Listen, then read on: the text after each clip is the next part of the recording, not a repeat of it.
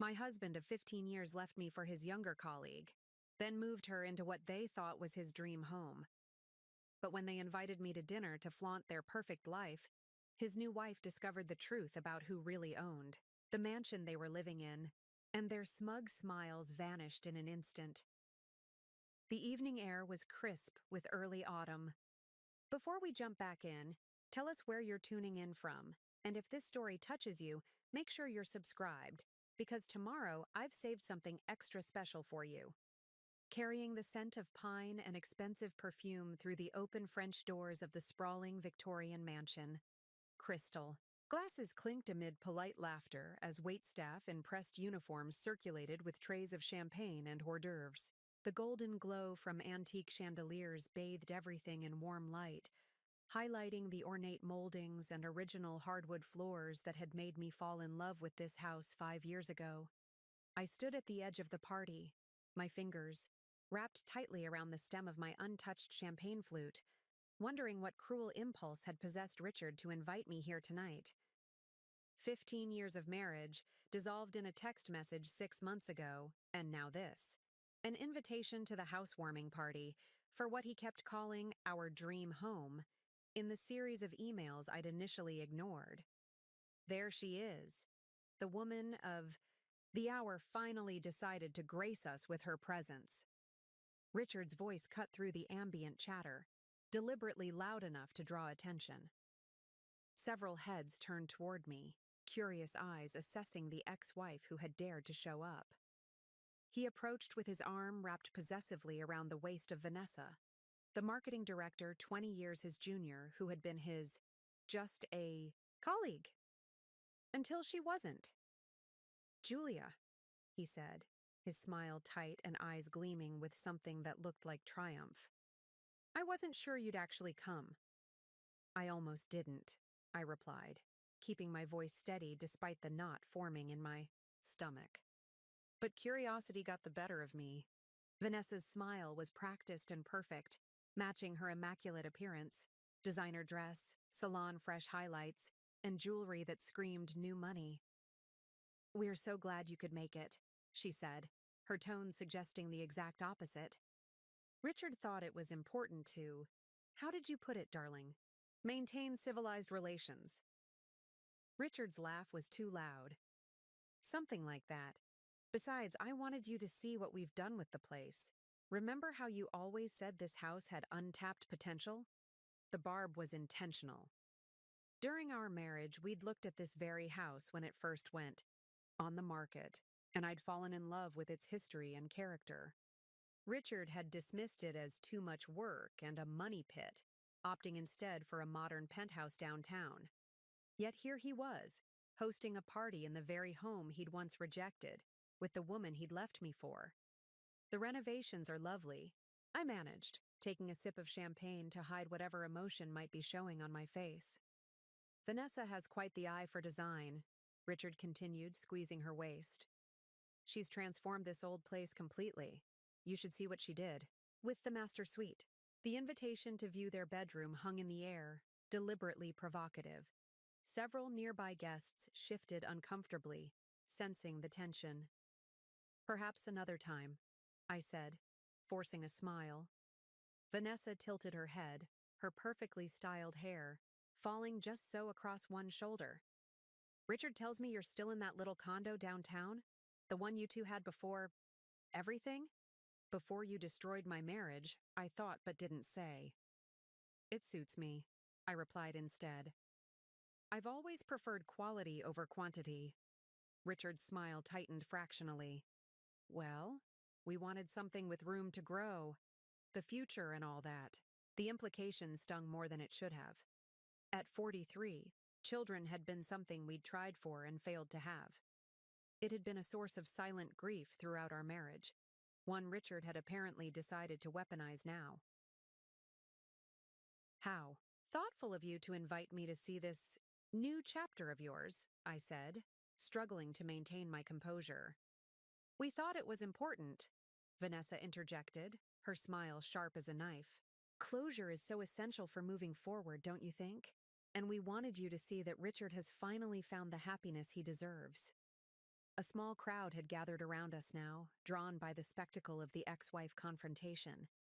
I recognized several faces from our old social circle. People who had quietly taken Richard's side in the divorce, convinced by whatever narrative he'd spun about our marriage's collapse. "Happiness looks good on you both," I said, raising my glass slightly in a mock toast. "And the house is certainly impressive." Richard puffed up visibly. "We got it for a steal, actually. The previous owners were desperate to sell after that whole foreclosure mess. Their misfortune? Our good luck. Fortune favors the bold," Vanessa added, surveying the room with undisguised pride. "When Richard showed me this place, I knew instantly it was meant to be ours. Some things are just destined, wouldn't you agree?" The barely veiled reference to their relationship made my stomach turn. I took another sip of champagne, wishing I'd never accepted this toxic invitation. "Richard was always good at recognizing opportunities," I said, the words tasting bitter on my tongue. He laughed, a sound I once loved but now made my skin crawl. "Speaking of opportunities, have you met our neighbor? Eleanor Blackwood from Blackwood. Real estate? She's the one who tipped us off about this place before it even hit the market." A tall woman in a tailored suit approached, hand extended. "Pleasure to meet you, Julia. Richard speaks very highly of you." Her tone suggested the exact opposite. "Does he?" I replied, shaking her hand briefly. "How uncharacteristic." Eleanor glanced between us, clearly sensing the tension. "This property has quite a history. The Harrington estate was one of the most coveted addresses in the valley for decades. And now it's ours," Vanessa said, running her hand possessively along a nearby marble countertop. "We've already started planning the renovations for the East Wing. Richard's home office will have the most spectacular view of the mountains." "It must be quite the adjustment," Eleanor said to me, her sympathy so false it practically dripped with condescension. "Going from all this to, well, urban living has its own charms, I suppose." The pity in her eyes was unbearable. I'd been holding my emotions in check, but something inside me snapped. I'd come here thinking I could handle whatever game Richard was playing, that I was strong enough to face their happiness with dignity. But this orchestrated humiliation, parading me through their perfect new life while everyone watched, was too much. I placed my still full champagne glass on a nearby table. "It's getting late. I should be going." "So soon?" Richard feigned disappointment. "But you haven't even seen the gardens. The landscaper just finished the koi pond last week." "Another time, perhaps," I said, already turning to leave. "Before you—" "Go!" Vanessa called after me, her voice carrying across the now hushed room. "Richard and I were hoping to get your blessing on something." She held out her left hand, where a massive diamond caught the light. "We're making it official next spring, right here in the garden. We'd love for you to attend." The silence that followed was deafening. Every eye in the room was on me, waiting for my reaction to this final calculated blow. I felt my chest tighten, my breath catching somewhere between my lungs and my throat. But before I could respond, my phone chimed with a text message. I glanced down at the screen, and despite everything, a small smile formed on my lips. "Congratulations," I said, looking back up at them with newfound calm. "I hope your future here brings you everything you deserve." There must have been something in my tone, because Richard's expression shifted slightly, a flicker of uncertainty crossing his features. "What's that supposed to mean?" "Just a sincere wish for your happiness," I replied, my smile growing more genuine by the second. After all, life has a way of coming full circle, doesn't it? As I turned to leave, I felt lighter than I had in months. Outside, a sleek black car was pulling up to the curb, right on time. Tomorrow would bring revelations that neither Richard nor his bride-to-be were prepared for, and for the first time since our marriage ended, I found myself looking forward to the future with something that felt remarkably like joy. Preparing and narrating this story took us a lot of time, So if you are enjoying it, subscribe to our channel. It means a lot to us. Now back to the story. The black car glided to a stop as I stepped outside the mansion, its tinted windows reflecting the warm glow of lights from the party I'd just escaped. Fallen maple leaves crunched beneath my heels, their russet and gold colors like nature's own protest against the coming winter. In the distance, the mountains stood sentinel against the darkening sky, their familiar silhouette a constant in a life that had become anything but. "Rough night?" Michael asked as he opened the passenger door for me. His voice carried the gentle understanding that had become my lifeline these past 6 months. I slipped into the leather seat and exhaled, slowly, feeling the tension begin to drain from my shoulders. "You have no idea." As we pulled away from the curb, I watched the Victorian mansion recede in the side mirror. All stately columns and intricate woodwork, windows blazing with light. So beautiful, and yet now tainted by Richard and Vanessa's presence. The house I'd once dreamed of owning, now the showcase for my replacement's perfect life. "Did he invite you just to rub it in?" Michael asked, his hands relaxed on the steering wheel despite the edge in his voice. "That, and to announce their engagement," I replied, turning away from the mirror to face forward. "Apparently they're getting married in the garden this spring." Michael's soft whistle carried both sympathy and disbelief. That's cold, even, for Richard. He always did know exactly where to twist the knife. We drove in comfortable silence through the winding roads of Oakwood Heights, the exclusive neighborhood that had once intimidated me with its old money and quiet elegance. Now, having spent 15 years as Mrs. Richard Harrington, the daughter-in-law of Judge William Harrington, whose family had helped found this town, I knew the truth behind many of these pristine facades. The affairs carefully hidden, fortunes quietly dwindling, appearances desperately maintained. Oakwood Heights was a beautiful veneer over complicated lives, not unlike my marriage had been. "Your timing was perfect," I said finally, glancing at Michael. "One more minute in there, and I might have caused a scene." He smiled, the corner of his eyes crinkling in that way that always reminded me of better times. "Can't have that." "Julia? Coleman doesn't do scenes. She executes plans." The use of my maiden name, Coleman instead of Harrington, felt both strange and right. 6 months after the divorce, I was still adjusting to reclaiming pieces of my former self. "Speaking of plans," Michael continued, "everything's set for tomorrow. Marjorie reviewed all the documentation and says it's airtight. Richard won't know." "What hit him?" The headlights illuminated the road ahead as we left the residential area behind, cutting through the nature preserve that separated Oakwood Heights from the rest of Westlake. This stretch of road had always been my favorite, a momentary escape into darkness and wilderness before the glow of downtown appeared on the horizon. "Do you think I'm being vindictive?" I asked, voicing the doubt that had been needling me for weeks.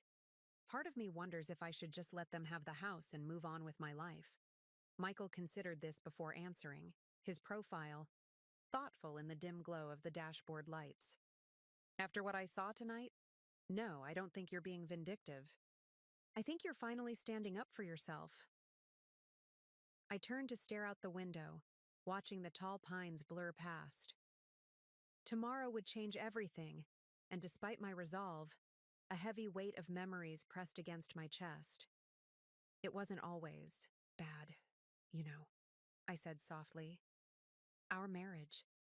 There were good years before everything changed." Michael nodded, understanding in his silence. As Richard's former business partner and my oldest friend, he'd witnessed both the rise and fall of our relationship firsthand. "The problem with long marriages that end badly," he replied after a moment, "is that the pain of the ending can poison the memory of everything that came before." The truth of his words settled over me as the trees thinned and the first buildings of downtown came into view. Westlake at night was a modest but lovely sight. Historic brick buildings from the early 1900s juxtaposed with sleek, modern additions, all reflected in the calm waters of the actual lake that gave the town its name. "Do you remember?" I said as we approached the water. That summer when Richard and I first moved back here from Chicago. We were so young, living in that tiny apartment above Martin's bookstore. Michael smiled. I remember. You used to have dinner parties on that ridiculously small balcony. 5 people crammed around a card table, drinking cheap wine and planning how we were going to change the world. Those were good days, I murmured, before Richard joined his father's firm. Before the Harrington legacy became more important than anything else. We pulled up to my building, the Lakeside, an elegant pre-war apartment complex that had been converted into luxury condos a decade ago. Richard had bought our unit as an investment property, insisting that downtown was up and coming. When we divorced, he'd been so eager to liquidate assets before the settlement that he'd practically given me the condo just to finalize things quickly. Little had he known that it would triple in value within 4 years as Westlake underwent a renaissance, becoming one of the most desirable small cities in the state. What time tomorrow? I asked as Michael pulled under the porte cochere. 10 sharp. I'll pick you up at 9:30. I nodded, gathering my purse and the remnants of my dignity. Thank you for coming to get me tonight. I don't know what I would have done if I'd had to call a rideshare from that party. That's what friends are for, he replied, his gaze holding mine for a beat longer than necessary. Besides, someone needs to be there to witness the look on Richard's face tomorrow when he realizes what's happening. The doorman opened my car, door with a polite nod. Good evening, Ms. Coleman. Evening, Frank, I replied, stepping out into the cool night air. Back in my apartment, I kicked off my heels and poured myself a glass of Cabernet, moving to the floor-to-ceiling windows that offered a panoramic view of the lake. Despite its modest size compared to the mansion I'd left behind, this space felt more like home than any place I'd lived in years. Here, surrounded by artwork I'd selected, furniture chosen for comfort rather than impression, books I actually read rather than displayed, I had rediscovered parts of myself that had slowly disappeared during my marriage. The quiet curator who preferred museums to charity galas, the amateur photographer who loved capturing ordinary moments, the woman who could spend an entire Sunday lost in a novel without feeling guilty about wasting time. I sipped my wine and watched the moonlight ripple across the dark water, thinking about the path that had led me here. 15 years with Richard, slowly molding myself to fit the expectations of being a Harrington, gradually giving up pieces of my identity until one day I'd looked in the mirror and barely recognized myself. Then 6 months ago, the text message that had shattered everything. I need to be honest with us both. I've met someone. I'm not coming home. 15 years, ended in 14 words. I'd later learn he'd been seeing Vanessa for over a year, that colleagues had known, that some of our friends had suspected, that I was, apparently, the last to know. But tomorrow, Richard would discover that I'd learned a few things during our marriage, that I'd been paying attention during all those dinner conversations with his father about property law, that I'd been more than just an ornamental wife at those firm meetings. Tomorrow, he would learn that sometimes the past catches up in ways you least expect. I raised my glass to my reflection in the window. To closure, I whispered, and took another sip of wine. The text I'd received at the party glowed on my phone screen, still open on the coffee table. Documents delivered to clerk. Filing confirmed for 9 a.m., everything ready for tomorrow. And beneath it, my attorney's final words. After. Tomorrow, the house will officially be back in your name. Legally, they'll have 30 days to vacate. Life has a way of teaching us its most important lessons through our deepest wounds. Sometimes we find our true strength only after everything we thought was solid crumbles beneath our feet. And sometimes, justice arrives not as a thunderous declaration, but as a quiet document signed in an office on an ordinary Tuesday morning. I woke before my alarm, the pale autumn sunlight filtering through my curtains. For the first time in months, I felt rested, clear-headed, purposeful. Today wasn't about revenge, though I couldn't deny the satisfaction I anticipated. It was about reclaiming what was rightfully mine, Not just a house, but my sense of self-worth. As I showered and dressed with particular care, choosing a tailored charcoal pantsuit that Richard had always complained made me look too severe, I thought about all the women who had found themselves in similar positions, discarded after years of sacrifice and support, replaced by younger versions as if we were appliances that had outlived our warranty period, made to feel as though our best years were behind us while our husbands embarked on second acts with fresh-faced partners. Society had a script for women like me: graceful retreat into bitterness or desperate attempts to compete with our replacements. Few expected us to rise, to reclaim, to rebuild something better than what we had lost. I applied my makeup with precision, something I'd stopped doing in the final years of my marriage when Richard seemed to stop seeing me altogether. My reflection looked back at me with clear eyes and a determined set to my jaw. I hardly recognized this woman, and yet she felt more authentic than the person I'd been for years. The doorbell rang precisely at 9:30. Michael stood in the hallway holding 2 to-go cups from Westlake Coffee Roasters, the local cafe, where we'd taken to meeting weekly since the divorce. "You look like a woman about to close a deal," he said, handing me a cup. "Isn't that exactly what I'm doing?" I replied, accepting the coffee with a smile. The drive to the courthouse was quiet, each of us lost in our own thoughts. I watched the town roll by outside my window, the bakery where Richard and I used to buy Sunday morning pastries, the park where we'd once discussed having children someday, the movie theater where we'd had our first date back when we were just college students home for summer break. So many memories embedded in these streets, both sweet and painful. "You know," Michael said as we stopped at a red light, "what you're doing today, it isn't just about the house." I turned to look at him. "What do you mean?" "It's about making right something that's been wrong for a long time." He kept his eyes on the road, but his voice carried a quiet intensity. "Richard has always taken what didn't belong to him and acted like it was his birthright. The house is just the most recent example." The light turned green, and we continued toward the courthouse. Michael's words settled over me, resonating with a truth I hadn't fully acknowledged. For years, Richard had taken credit for my ideas at dinner parties, spoken over me in conversations, made decisions that affected us both without consulting me. The pattern had been there all along, but I'd been too in love, too committed to our marriage to recognize it. "When did you know?" I asked. "That Richard wasn't the person I thought he was?" Michael was quiet for so long I thought he might not answer. Finally, he sighed. "Do you remember the Thompson project? About 7 years ago?" I nodded. The Thompson development had been a significant commercial property deal, one that had cemented Richard's reputation as a rising star in his father's firm. "That was originally your proposal," Michael continued. "You mentioned it over dinner one night, converting that old warehouse district into mixed-use spaces with affordable housing units above local businesses. You had it all mapped out, talking about community impact and sustainable growth. And 3 weeks later, Richard presented it to the firm as his own idea," I finished, the memory suddenly crystal clear. "When I mentioned it, he said he'd given me full credit in the meeting."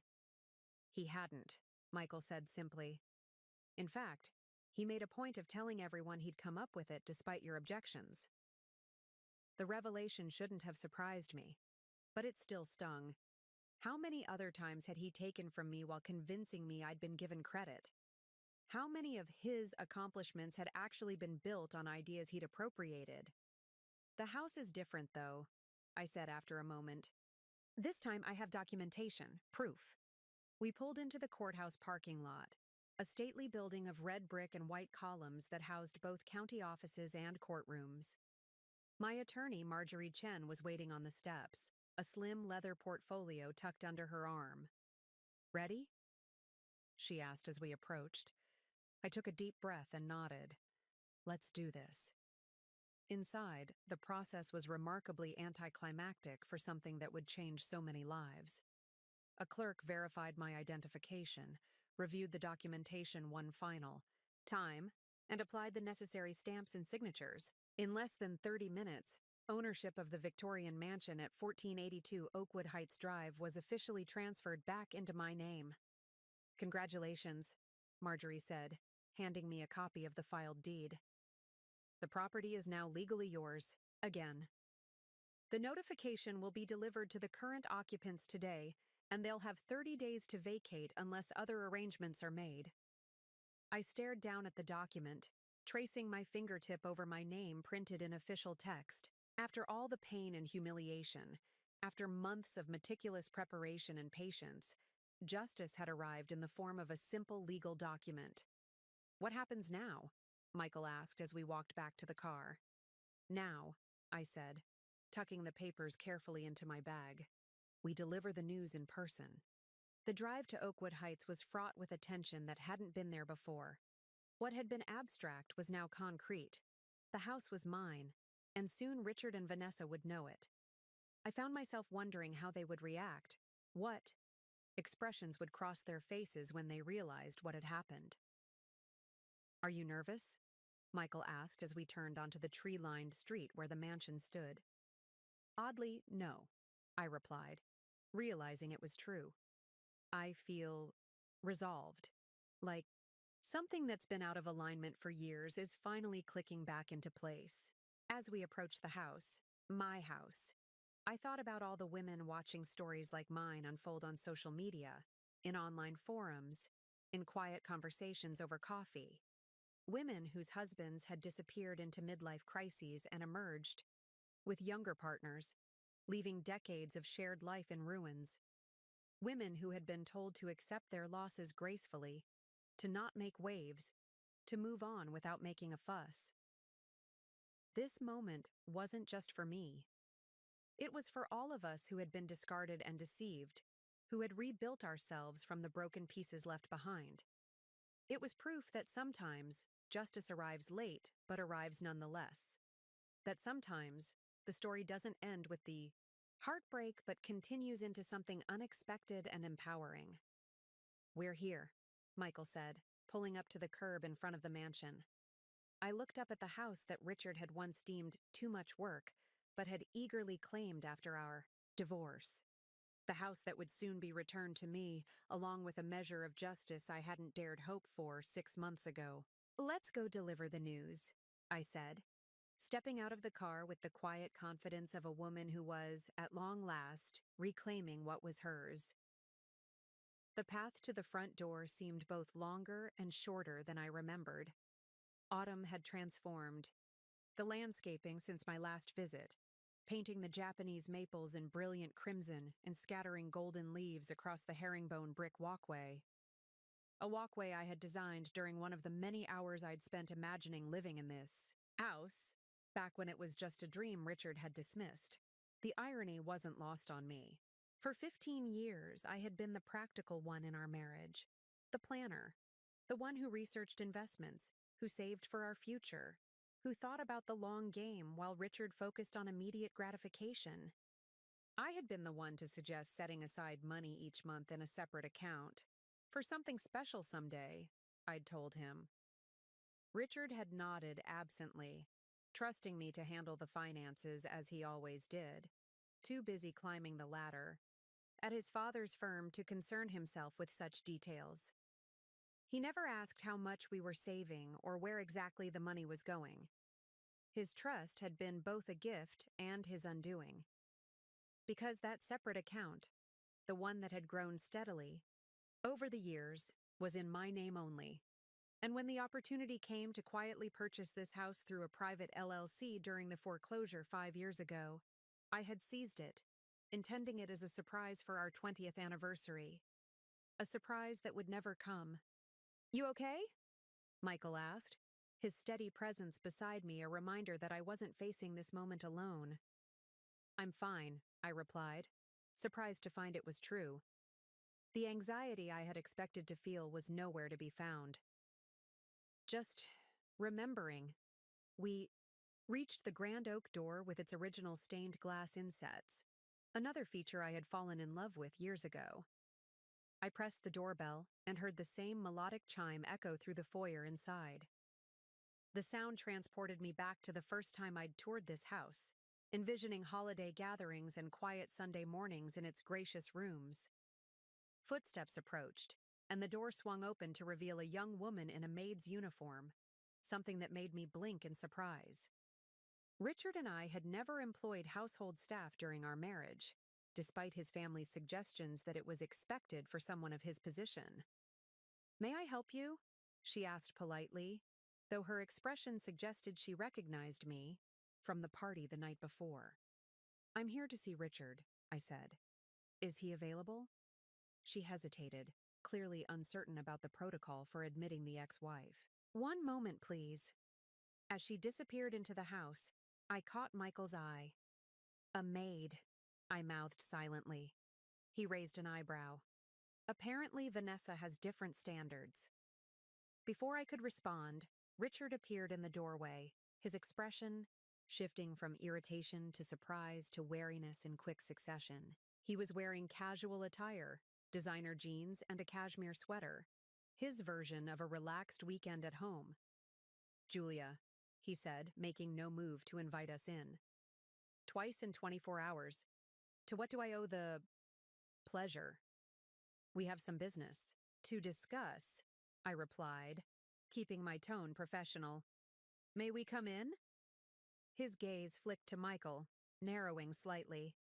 The two had once been close friends and business partners before Michael had left the firm following my divorce from Richard, a departure that had deepened the rift between them. "What kind of business?" Richard asked, suspicion evident in his voice. "The kind best discussed in private," Michael replied evenly. After a moment of obvious internal debate, Richard stepped back, gesturing us into the foyer with reluctance. "Vanessa is at yoga," he said, as if warning us not to get comfortable. "She'll be back soon." "Perfect," I said. "She should hear this too." The foyer opened into a grand living room where crystal vases now held expensive floral arrangements, and new artwork adorned the walls, all sleek, modern pieces that clashed with the home's Victorian character. I recognized Vanessa's influence immediately. These were exactly the kind of status symbol acquisitions she would favor. Richard led us into what had once been the library, but had apparently been converted into a home office. Heavy oak shelving still lined the walls, but now they displayed awards and photos of Richard with local celebrities and politicians rather than books. His massive desk dominated the space, positioned to take advantage of the view of the grounds, through the bay window. "What's this about?" he asked, not offering us seats but taking his place behind the desk like a king granting an audience. "The house," I said simply. He frowned. "What about it?" "Do you remember?" I began, moving to examine a framed photo on the shelf as if we were having a casual conversation. "When we first looked at this property 6 years ago, you said it was too expensive, too much maintenance. A money pit, I believe," were your exact words. Richard's frown deepened. "Is that why you're here? To remind me that my taste has evolved?" "People change, Julia." "They certainly do," I agreed, turning to face him directly. "Some change from devoted husbands into men who leave their wives via text message after 15 years. His jaw tightened. "If you came here to rehash our divorce—" "I didn't," I interrupted, calmly. "I came to discuss the ownership of this house." Something flickered in his eyes. Confusion, quickly masked. "The ownership? What are you talking about?" Before I could answer, we heard the front door open and close, followed by the sound of Vanessa's voice calling out to Richard. Moments later, she appeared in the doorway, still in her designer athleisure wear, a luxury yoga mat tucked under one arm. Her expression shifted from surprise to poorly concealed hostility when she saw us. "I didn't realize we had company," she said, her tone making it clear we were unwelcome. "They were just leaving," Richard replied, standing from his desk. "Actually," Michael said, "we have some important information to share with both of you." "Vanessa." moved to stand beside Richard, her hand possessively on his shoulder. The gesture was deliberate, a visual reminder of her place in his life now. What information? I reached into my bag and removed the folder containing the property documents, placing it on Richard's desk without opening it. Do you know who owns this house, Richard? He stared at me as if I'd lost my mind. What kind of question is that? I do, obviously. Actually, I said quietly, you don't. You never did. The momentary silence that followed was absolute. What are you talking about? Vanessa demanded, her voice sharp with disbelief. We bought this house 4 months ago. No, I corrected gently. You're renting it from Westlake Heritage Properties, LLC, the same LLC that purchased it during the foreclosure 5 years ago. Richard's face had gone very still, a muscle working in his jaw as the implications began to dawn on him. What does this have to do with you? He asked, though I could tell by his expression that he was beginning to piece it together. Westlake. Heritage Properties is my company, I said. I established it specifically to purchase this house. Vanessa looked between us, confusion evident. That's impossible. The real estate agent said, Eleanor Blackwood? I interrupted. She's a friend of mine. She helped me structure the purchase through the LLC to keep it anonymous. Richard's face had drained of color. You're lying, he said, but there was no conviction in his voice. In response, I opened the folder on his desk, revealing the original. Deed, the LLC formation documents with my name clearly listed as the sole owner, and the most damning evidence of all, the rental agreement he had signed 4 months ago, leasing the property from my company. You never actually read the paperwork, did you? I asked softly. You just signed where Eleanor told you to sign, assuming you were purchasing the property. He stared at the documents, then at me, comprehension and fury dawning in his eyes. You set me up. No, Richard, I corrected him. I purchased a house I loved 5 years ago, using money I had saved over the course of our marriage, money you never bothered to ask about. When Eleanor told me a couple wanted to rent it, I agreed. I had no idea it was you until the papers were already signed. Vanessa snatched up the rental agreement, her eyes scanning the text frantically. This can't be legal, she said, her voice rising. We made a down payment. You made the first and last month's rent, plus a security deposit, Michael clarified, standard for a luxury rental property. If you read the agreement, it's all quite clear. Richard slammed his fist on the desk, making us all jump. This is about revenge. You're doing this to punish me. I met his gaze calmly. No, Richard. This is about ownership. The house is mine. It always has been. This is ridiculous, Vanessa said, her carefully maintained composure beginning to crack. You can't just show up and claim our house is yours. We have rights. You're right, I replied calmly, is to occupy the property until the lease termination, which I've initiated today. The notification has been officially filed. You have 30 days to vacate. Richard's face had transformed, the shock giving way to the cold, calculating expression I'd seen countless times during our marriage when he felt cornered. It was the same look he wore in the courtroom when preparing to undermine an opposing argument, assessing weaknesses, planning his counterattack.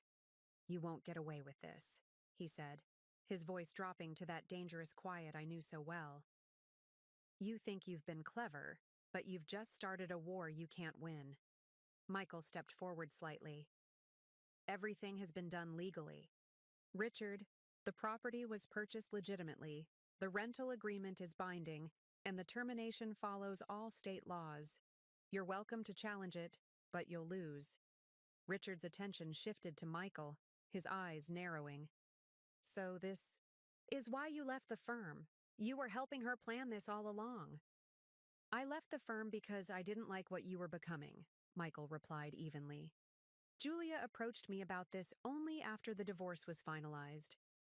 Vanessa had begun pacing, her perfect yoga outfit and sleek ponytail at odds with her rapidly deteriorating composure. This is insane. We've already started renovations. We've invited people to our wedding here. I'm aware, I said. I was at your housewarming party last night, remember? When you made a point of showing off how perfectly your life was going without me. Richard's expression darkened further. Is that what this is about? You're bitter about the divorce, so you concocted this scheme to humiliate us? No, Richard. This is about ownership and consequences. The house was mine before you ever moved in. I purchased it 5 years ago as an investment, intending it as a surprise for our 20th anniversary. I allowed myself a small, sad smile. Obviously, that didn't work out as planned. This revelation seemed to stun him momentarily. For a brief instant, something like regret flickered across his features before being quickly suppressed. You expect me to believe that? That this was going to be some grand romantic gesture? Believe what you want, I replied. The legal reality remains the same. The house is mine, and I've terminated your lease. Vanessa stopped pacing to stare at me, her perfect features contorted with fury. You vindictive bitch. You're enjoying this, aren't you? Watching us squirm. Careful, Vanessa, Michael warned quietly. This conversation is already tense enough. She whirled on him. Oh, I see how it is now. You two are together, aren't you? Planning this ambush, laughing behind our backs. Michael is my friend, I said firmly. One of the few who stood by me when Richard decided our 15-year marriage wasn't worth fighting for. Richard pushed away from his desk, coming to stand directly in front of me. Though he didn't touch me, his physical presence was deliberately intimidating, a tactic he'd used subtly throughout our marriage when arguments weren't going his way. Let me make something very clear, he said, his voice low and controlled. I will fight this.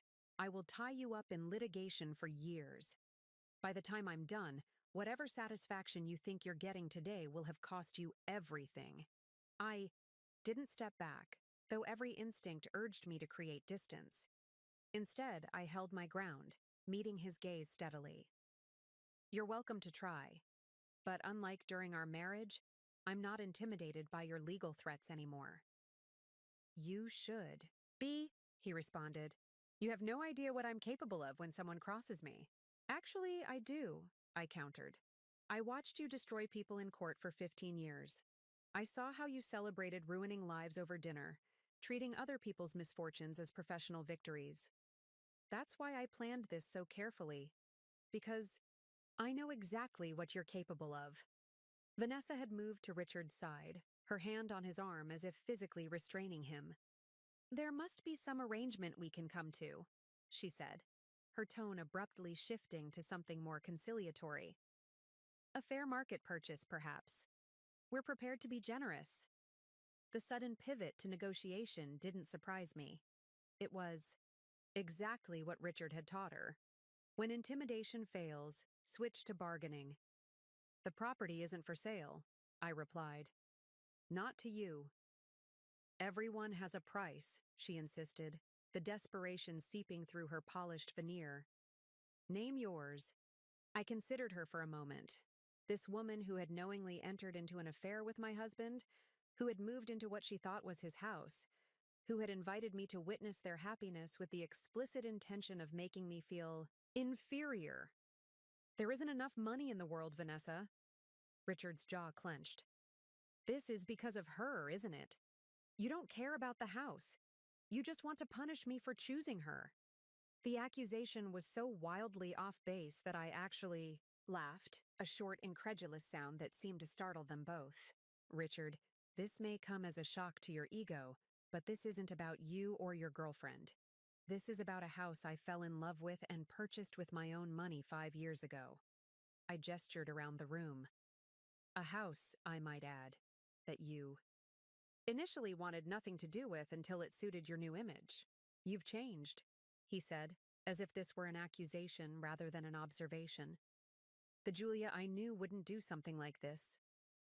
You're right, I agreed.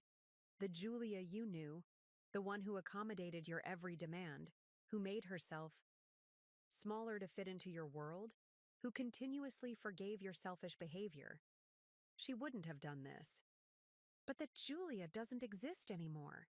You destroyed her when you threw away 15 years like it meant nothing. Something in my words seemed to land harder than I'd intended. For a brief moment, Richard looked genuinely shaken, as if really seeing me, for the first time since our divorce. Vanessa, however, had recovered her composure and shifted to attack mode. So what happens now? You throw us out on the street? Congratulations on your petty victory. You have 30 days, as specified in the lease termination, I replied evenly. That's standard procedure, and more than generous considering the circumstances. And then what? Richard demanded. You move in here by yourself? Turn it into some shrine to our failed marriage? I smiled slightly. What I do with my property is no longer any of your concern. Richard stared at me, his expression hardening into something cold and unfamiliar. In that moment, I realized how completely the man I had loved had vanished, replaced by someone calculating and cruel. This isn't over, he said quietly. Not by a long shot. Actually, it is, Michael interjected, stepping forward. The legal documentation is ironclad. You signed a rental agreement, not a purchase contract. The tension in the room was palpable, a physical force pressing against my skin. Richard's eyes had taken on that dangerous glint I recognized from his most contentious court cases, the look that meant he was preparing to destroy an opponent regardless of the cost. You have no idea what you've started, he said, his voice deceptively calm. I made you, Julia. Everything you are, everything you have. It all came from me and my family. The statement hung in the air between us, so fundamentally wrong yet, so perfectly encapsulating the way he had always viewed our relationship. In his mind, I had been an extension of himself, a beneficiary of his generosity rather than an equal partner. That's not true, I replied, keeping my voice steady despite the surge of anger his words provoked. I brought my own education, my own inheritance, my own career to our marriage. I gave up my position at the museum to support your advancement. I managed our home, our social calendar, your parents' care when they were ill. I was your partner, not your creation. He dismissed this with a wave of his hand. Revisionist history. You were a junior curator at a third-rate museum when we met. My father gave you connections. My name gave you status. Michael shifted beside me, clearly uncomfortable, with the direction the conversation had taken. This isn't productive, Richard. Stay out of this, Richard snapped. This is between me and my wife. Ex-wife, I corrected quietly. Not even that for much longer if you continue with this absurd charade, he threatened, leaning forward. I'll have my legal team review our divorce settlement. We'll claim fraud, concealment of assets. By the time I'm done, you'll be lucky if you have enough left for a studio apartment. The threat should have terrified me. A year ago, it would have. Richard was not just a skilled attorney. He was the son of a prominent judge, a man with deep connections throughout the legal system in our state. His firm represented half the power players in the region. On paper, the balance of power was entirely in his favor. But paper didn't tell the whole story. You're forgetting something important, I said, meeting his gaze without flinching. I kept meticulous records during our entire marriage, including documentation of the separate property funds I used to purchase this house, money that was explicitly excluded from our community property in the prenuptial agreement your father insisted I sign. Richard's expression faltered slightly. The prenup had been his family's idea, designed to protect the Harrington assets from me should our marriage fail. In their desire to shield their son from a potential gold digger, they had inadvertently created the very legal structure that now protected my ownership of the house. That prenup was never meant to protect me from you? I finished for him. No, it wasn't. But legal documents don't care about intentions, Richard. You taught me that. Vanessa, who had been watching our exchange with increasing alarm, stepped forward. "There must be something we can do," she said, her tone shifting to one of calculated reason. "Some arrangement that would be mutually beneficial." "I'm listening," I replied, though I had no intention of negotiating. She glanced at Richard before continuing. "Richard has connections that could be valuable to you. Perhaps we could discuss a more favorable time frame for vacating the property in exchange for certain considerations." "What kind of considerations?" I asked, curious to see how far they would go. "Professional recommendations, social introductions, perhaps even a position at the firm," she offered, as if these were generous concessions rather than the very things Richard had systematically stripped from me during our divorce. I couldn't help the small laugh that escaped me. "You think I want Richard's approval? His connections? After he spent the last 6 months telling everyone who would listen that I was emotionally unstable and financially irresponsible?" Richard at least had the decency to look uncomfortable at this direct reference to the narrative he'd crafted about our divorce. "That was unfortunate," he conceded, offering no actual apology. "Heat of the moment, during a difficult transition." "A transition you created by having an affair with your colleague," I pointed out. "A colleague who is now offering me table scraps of social acceptance in exchange for the house that legally belongs to me." Vanessa flushed with anger. I was trying to be reasonable, but clearly, reasonableness isn't your strong suit. "On the contrary," Michael interjected, "Julia has been extremely reasonable throughout this process. She could have exposed the rental arrangement at your housewarming party last night, in front of all your guests. Instead, she's addressing this privately and giving you the legally required notice period." Richard's eyes narrowed as he focused on Michael. "You've been behind this from the beginning, haven't you? Turned her against me, filled her head with ideas about getting even." The accusation was so typical of Richard, unable to believe I could make decisions independently, unwilling to accept that I might have agency separate from male influence. "Michael has been a friend," I said firmly. "Something you apparently never were, even during our marriage." Richard's face darkened. 15 years together?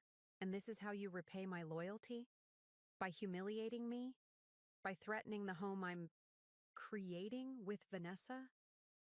The sheer audacity of his claim to loyalty momentarily stunned me into silence.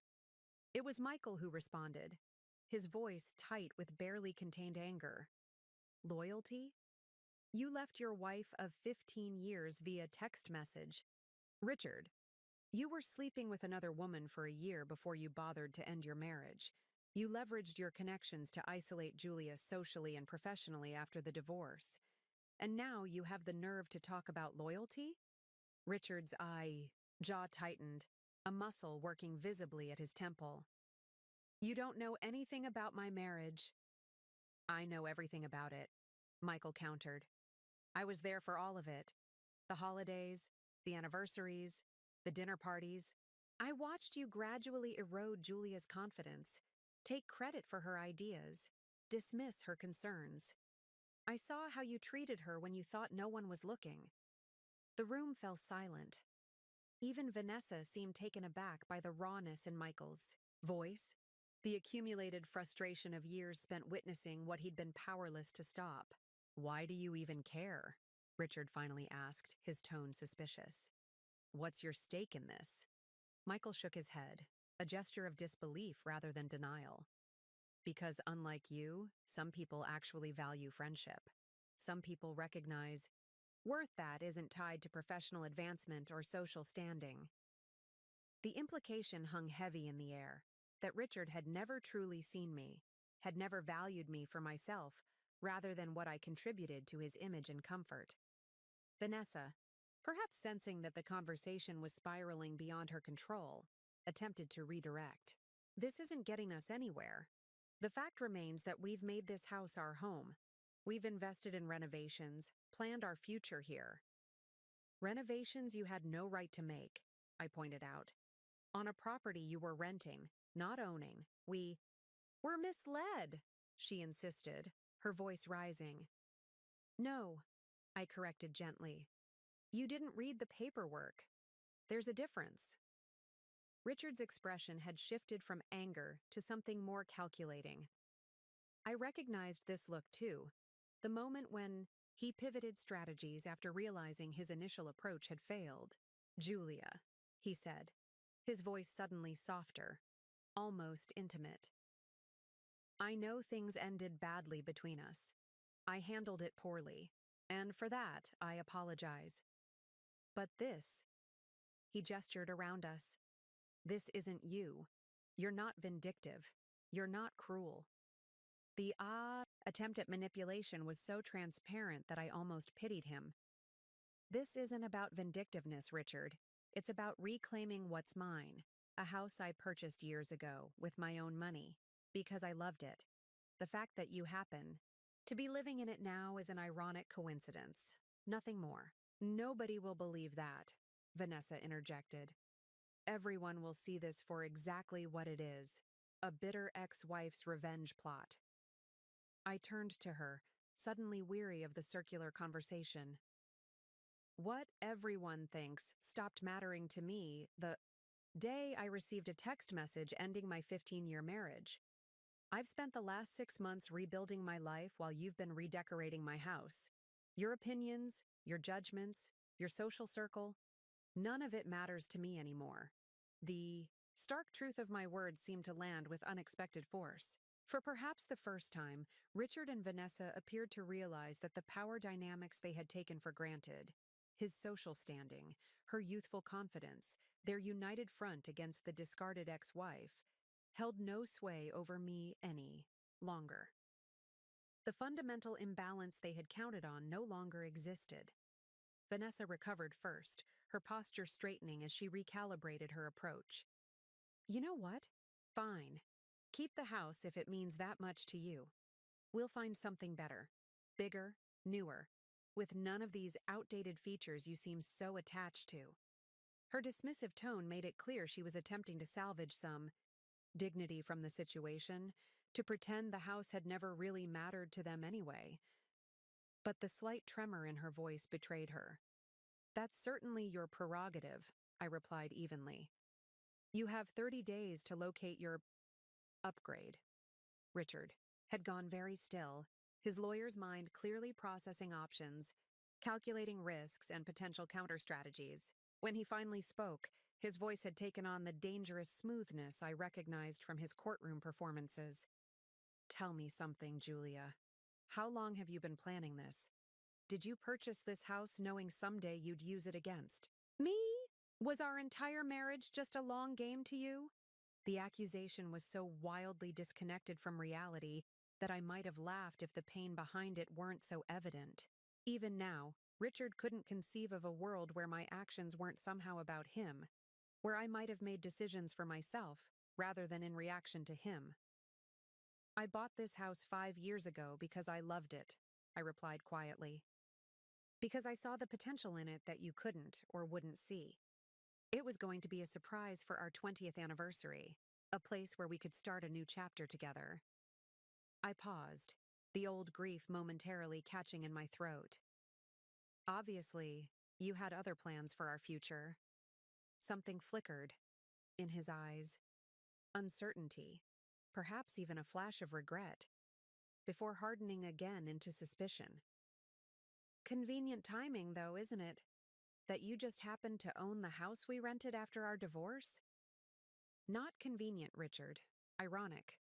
When Eleanor told me a couple had signed a rental agreement for the property, I had no idea it was you and Vanessa.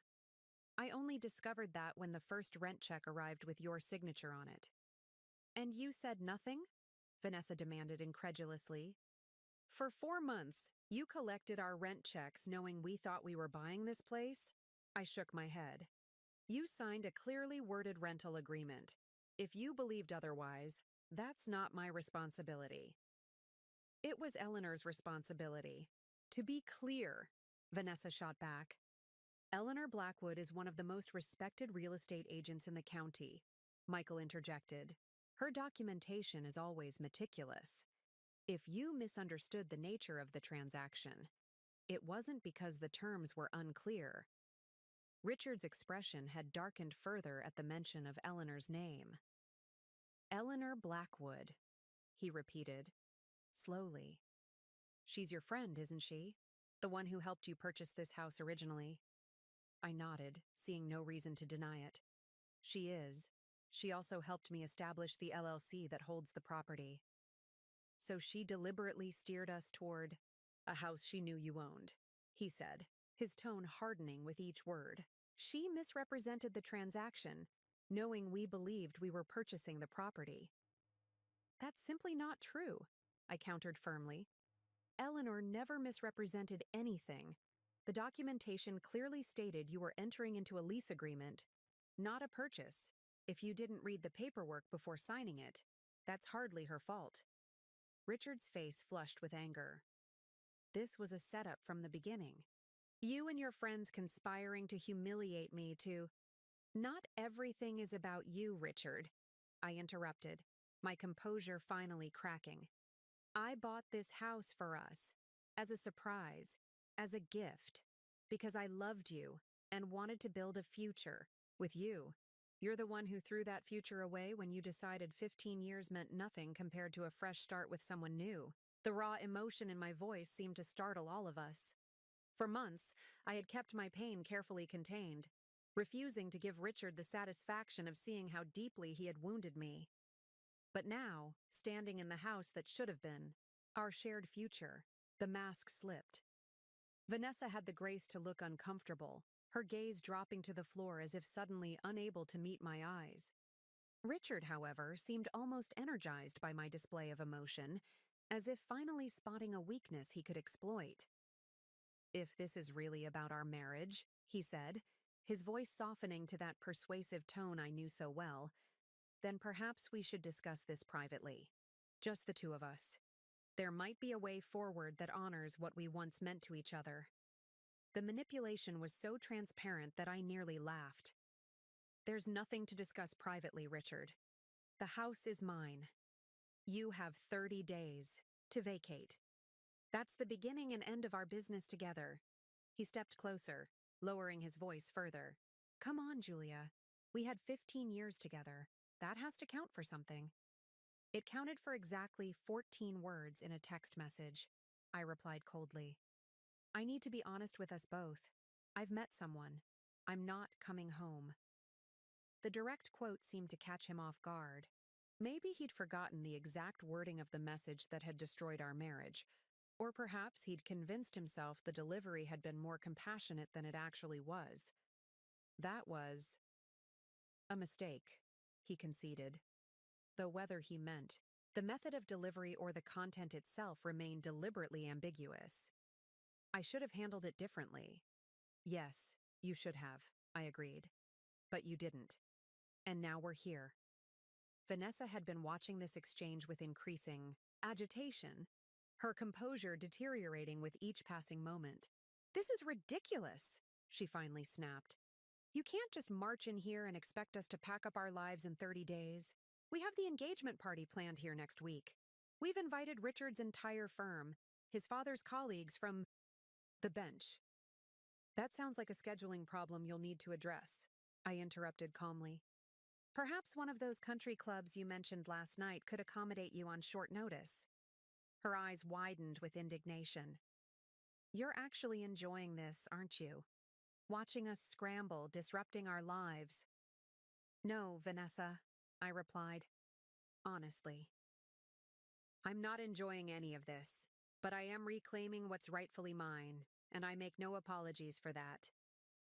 Richard's expression had shifted again, calculation replacing persuasion. You know my father still has significant influence in this county, he said, his voice deceptively casual. One call from him, and your little property transfer could face all sorts of bureaucratic delays, regulatory reviews. The threat hung in the air between us, the implicit message clear. The Harrington family had the power to make my life difficult in ways that went beyond this house. Michael stepped forward, his patience visibly exhausted. "Are you really threatening to abuse your father's judicial connections to interfere with a private property transaction? Because that would be highly unethical, possibly illegal, and certainly the kind of thing the State Bar Association might take an interest in." Richard's gaze snapped to Michael, genuine anger flashing in his eyes. "Stay out of this. This is between me and Julia." "No," Michael replied firmly. "It's not. Julia has legal representation. She has documentation. She has witnesses. This isn't the private domain where you can intimidate her into backing down anymore." Something in Richard seemed to snap at that moment. The careful facade of control crumbled, revealing the raw fury beneath. "You have no idea what you've started," he snarled, turning back to me. "I made you, Julia. I can break you just as easily." The naked hostility in his voice sent a chill through me, but I stood my ground. "You didn't make me, Richard. You married me.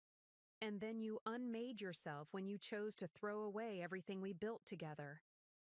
"Get out," he said, his voice dangerously quiet. "Get out of my house right now." "It's not your house," I reminded him gently. "That's rather the point of this entire conversation." His hands clenched into fists at his sides, knuckles whitening with the effort of restraint. For a moment, the tension in the room crystallized into something frightening, a glimpse of a rage I had never seen from him before, not even during our worst arguments. Michael must have sensed it too, because he moved slightly closer to me, his presence steady and reassuring. "I think we've said everything that needs saying for now," he suggested calmly. "The legal documentation has been delivered. The 30-day clock has started. Any further communication can go through the attorneys." Vanessa looked between Richard and me, her earlier confidence completely evaporated. "This can't be happening," she whispered, more to herself than anyone else in the room. "We can't lose the house. The wedding." "I'm afraid it is happening," I replied, gathering my purse and the folder containing copies of the documentation we had already provided. "And now we'll leave you to process this information privately." As Michael and I turned to go, Richard called after me, his voice tight with barely contained rage. "This isn't over, Julia. Not by a long shot." I paused at the doorway, looking back at the man I had once pledged to love for a lifetime, now a stranger consumed by fury and wounded pride. "Yes, Richard," I said quietly. "It is." The walk back through the house felt endless, each step echoing on the hardwood floors I had once imagined living my life upon. Michael stayed close beside me, his presence a silent bulwark against the emotional storm raging inside me. We passed through the grand foyer with its sweeping staircase and stained glass windows that cast jewel-toned patterns across the marble floor. In the living room, Vanessa had replaced the built-in bookshelves with modernist art that clashed with the home's Victorian character. The dining room chandelier, an antique crystal piece I had carefully researched, had been swapped for something sleek and contemporary. Each alteration felt like an erasure, not just of my vision for the house, but of the life I had planned to live here. A life that now would never exist. Outside, the crisp autumn air hit my face like a physical relief, the tension of the confrontation still clinging to my skin like something tangible. I drew a deep breath, filling my lungs with the scent of fallen leaves and distant wood smoke. "You okay?" Michael asked quietly as we reached his car. I nodded, not trusting my voice just yet. The adrenaline that had carried me through the confrontation was beginning to ebb, leaving me hollow and strangely vulnerable despite my victory. Once inside the car, with the doors closed against the world, I finally allowed myself to exhale, fully. My hands were trembling, I realized distantly, as if my body was only now processing the stress of the encounter. "That was," Michael began, then shook his head. "I've known Richard for 20 years, and I've never seen him like that." "I have," I said softly. "Not often, but enough to recognize it. When he feels truly cornered, truly threatened, There's a moment when the mask slips completely. Michael pulled away from the curb, casting one last glance at the mansion receding in the rearview mirror. Do you think he'll cause problems? I know he will, I replied with certainty. Richard doesn't lose gracefully. He never has. We drove in silence for several minutes, the familiar streets of Oakwood Heights giving way to the main road leading back toward town. My mind replayed the confrontation on an endless loop. Richard's expression when he realized the truth. Vanessa's dawning horror, the moment when threats replaced denial. Did I do the right thing? I asked suddenly, surprising myself with the question. Michael glanced at me briefly before returning his attention to the road. What do you mean? Confronting them like that, taking back the house, all of it. I stared. Out the window at the passing scenery, the autumn colors a blur of red and gold. Part of me wonders if I should have just let them have it, moved on completely. Do you regret it? He asked carefully. I considered the question, examining my feelings with the honesty I'd promised myself after the divorce. No, I said finally. I don't regret reclaiming what's mine, but I'm not sure I was prepared for how it would feel. How does it feel? Complicated, I admitted. There's satisfaction, yes, relief even, but also, I searched for the right words. Sadness, anger, a strange sense of loss, which makes no sense because I've already lost everything there was to lose between Richard and me. Michael nodded thoughtfully. Maybe that's it, though. Today made the ending real in a way it wasn't before. As long as there was still some unfinished business between you, some connection, however contentious, it wasn't really over, I finished. For him. Something like that. He agreed. We fell back into silence as the car wound its way toward downtown. The lake came into view, sunlight shimmering across its surface, the boardwalk dotted with couples and families enjoying the beautiful fall day, people living normal lives, untouched by the drama that had consumed my morning. He said he made me, I said after a while, the words emerging quietly, that everything I am came from him and his family. Michael's hands tightened on the steering wheel. That's bullshit, and you know it. Intellectually, yes, but emotionally, I sighed. When someone spends 15 years subtly undermining your confidence, your independence, it leaves marks, Michael. Invisible ones that you don't even notice until later, when you're trying to rebuild yourself. He was quiet for a moment. I watched it happen, he finally said. All those years, I saw how he chipped away at you, piece by piece. The way he'd dismiss your ideas, then present them as his own a week later. The jokes at your expense that weren't really jokes. The constant reminders of how much you owed to the Harrington name. The accuracy of his observations startled me. You noticed all that? Everyone who really knew you noticed, he replied. We just didn't know how to help without making things worse. You loved him, and pointing out how he treated you seemed like it would only hurt you more. I absorbed this in silence, thinking of all the friends who had drifted away during my marriage, the relationships that had gradually faded until only the Harrington circle remained. Had they all seen what I couldn't? Had my isolation been partly self-imposed, a defense against truths I wasn't ready to face? When did it start? I asked, more to myself than to Michael. When did I start becoming less so that Richard could be more? Maybe that was the problem, Michael suggested gently. You never became less, Julia. You just got better at hiding how much more you were.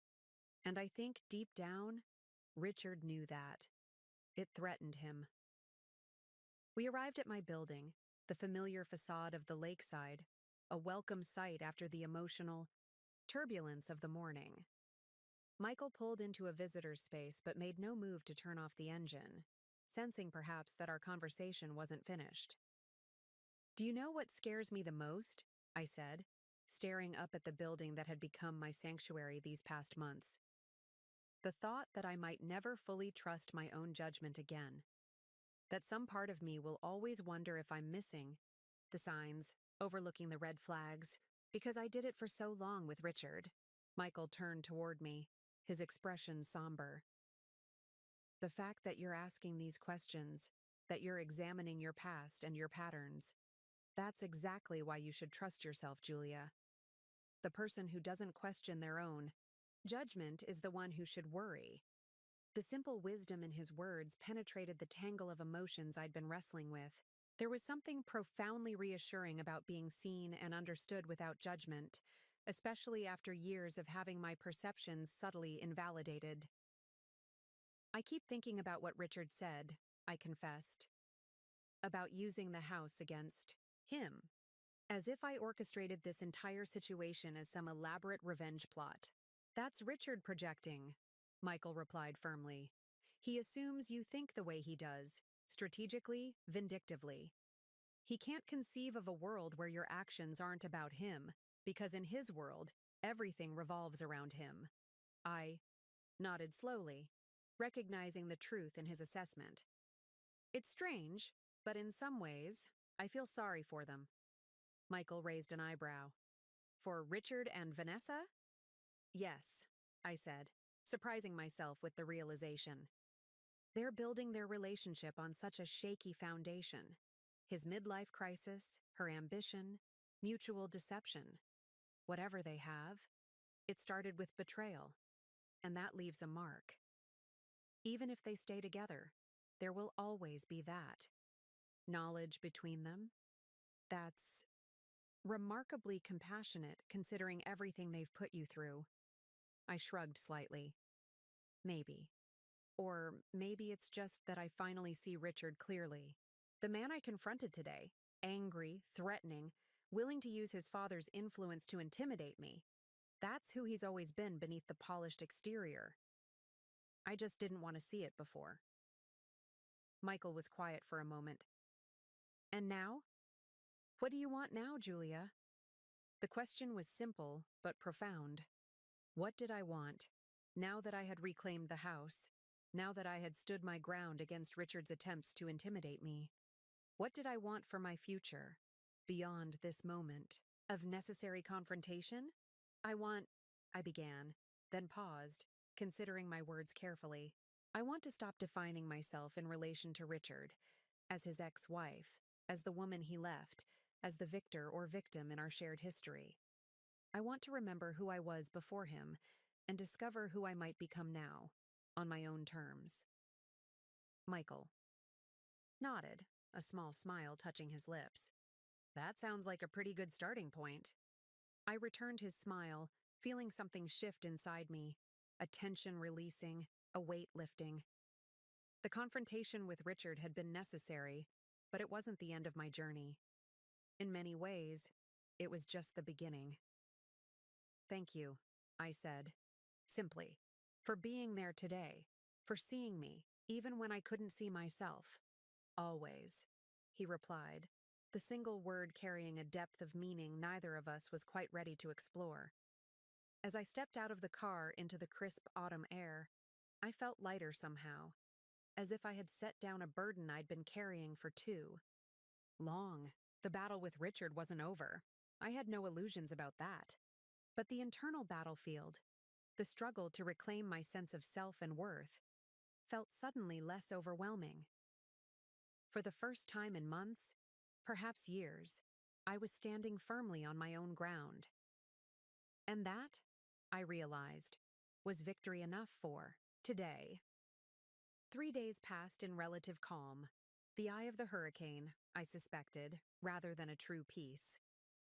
I threw myself into work at the museum, where I had recently been reinstated as curator, grateful for the distraction of cataloging new acquisitions and planning the winter exhibition. On the 4th morning, the storm arrived.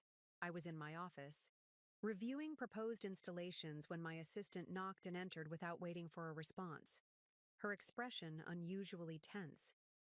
"There's someone here to see you," she said, her voice low. "Vanessa Mitchell. She doesn't have an appointment, but she's insisting it's urgent." A cold weight settled in my stomach. I had expected Richard to make the next move, not Vanessa. How does she seem? Agitated, my assistant replied diplomatically, but contained. Should I tell her you're unavailable? I considered this for a moment, weighing the potential benefits of avoidance against the reality that this confrontation was inevitable. No, it's all right. Send her in. Moments later, Vanessa appeared in my doorway.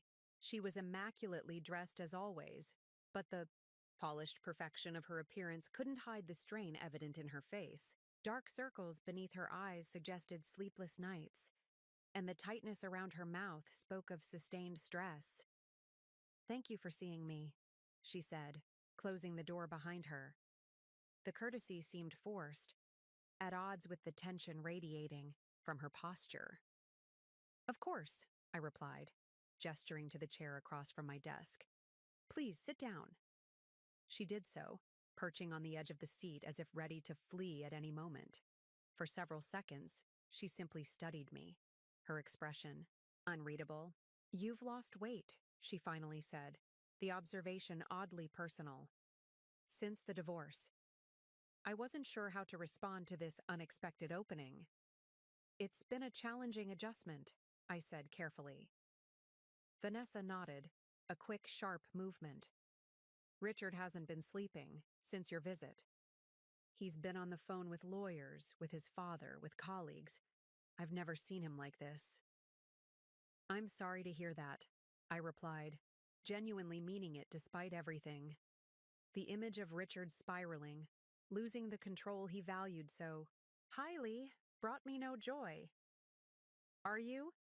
Vanessa asked, her tone hardening slightly. "Sorry, I mean, because from where I'm sitting, this looks very much like a calculated move designed to cause maximum disruption to our lives." I straightened in my chair, meeting her gaze directly. "I understand why it might appear that way to you. But as I explained before, this house was purchased long before your relationship with Richard began. Its significance to me predates both of you." Her expression flickered with something, doubt perhaps, or reluctant recognition. "Richard says you're lying, that there's no way you could have afforded that house on your own." "Richard has always underestimated me," I replied simply. "Financially, professionally, personally. It's a pattern I've only recently recognized clearly." Vanessa shifted in her seat, clearly uncomfortable with this assessment. "Look, I didn't come here to debate the past. I came to negotiate." I raised an eyebrow. "Negotiate?" "Yes." She reached into her designer handbag and withdrew a slim folder, placing it on my desk with deliberate care. "This is a formal offer to purchase the property at 1482 Oakwood Heights Drive. Fair market value, plus 15%. I didn't reach for the folder. "The house isn't for sale, Vanessa. I believe I made that clear." "Everyone has a price," she insisted, echoing her words from our previous encounter. "And this offer is significantly above market rate. It would allow you to purchase any other property in the county, with substantial funds left over." "It's not about the money," I said quietly. "Then what is it about?" she demanded, frustration breaking through her composed facade. "Revenge? Punishment? Making Richard suffer for leaving you?" The accusations hung in the air between us, harsh but not entirely unexpected. It was easier for her to cast me as the vindictive ex-wife than to accept the more complicated truth. "It's about ownership," I said finally. "Not just of the house, but of my life. For 15 years, I bent and compromised and reshaped myself to fit into Richard's world. I gave up pieces of myself so gradually, I didn't even notice they were gone until after he left." I met her gaze directly. "That house is one of the few things that was truly mine. My choice, my vision, purchased with my money. So no, it's not for sale." Vanessa stared at me, her expression a complex mixture of frustration and something that might have been reluctant understanding.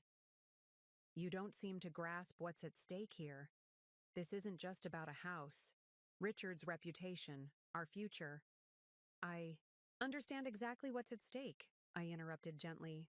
Richard's carefully constructed image is threatened by the revelation that he didn't read a legal document before signing it.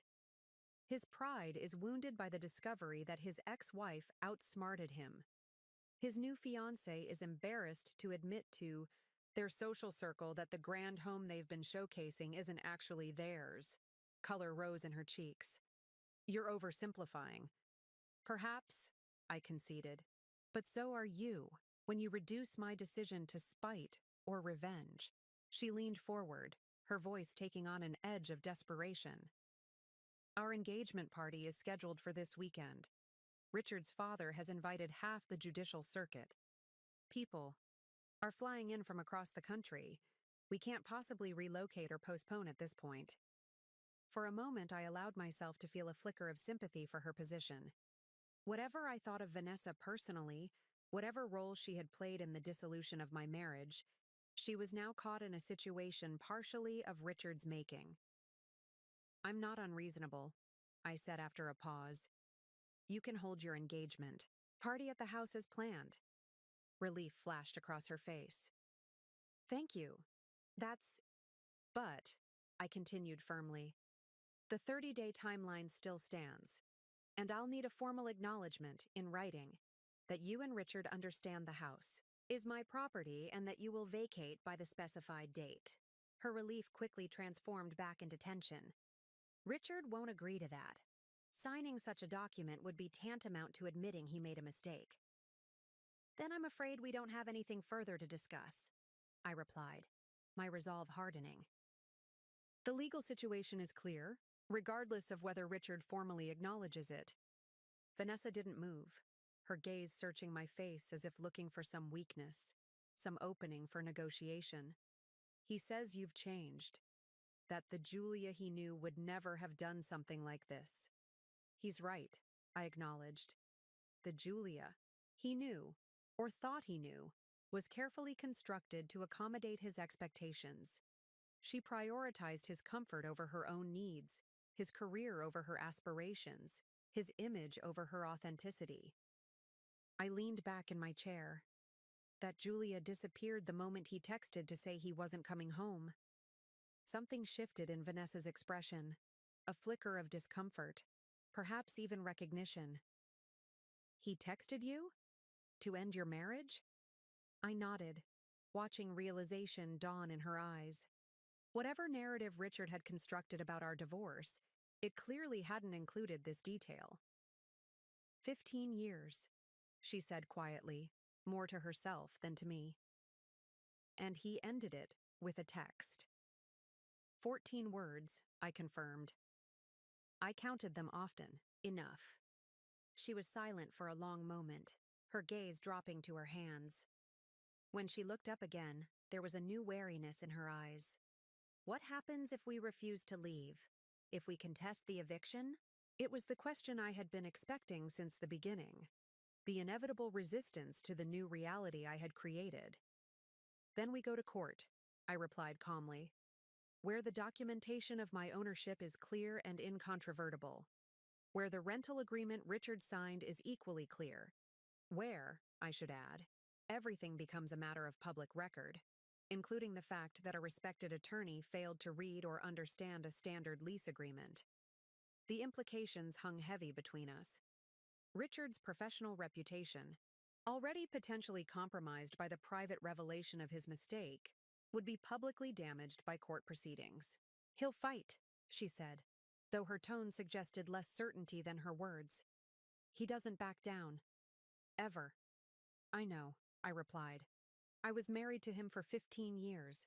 She studied me for a moment longer, then slowly collected the folder, containing the purchase offer. I'll talk to Richard about the engagement party and the rest. That would be wise, I agreed. As she stood to leave, Vanessa paused, her expression shifting to something more personal, less guarded. Can I ask you something? Not about the house or Richard, but woman to woman? I nodded, curious despite myself. Does it get easier? She asked, her voice softer than I had ever heard it.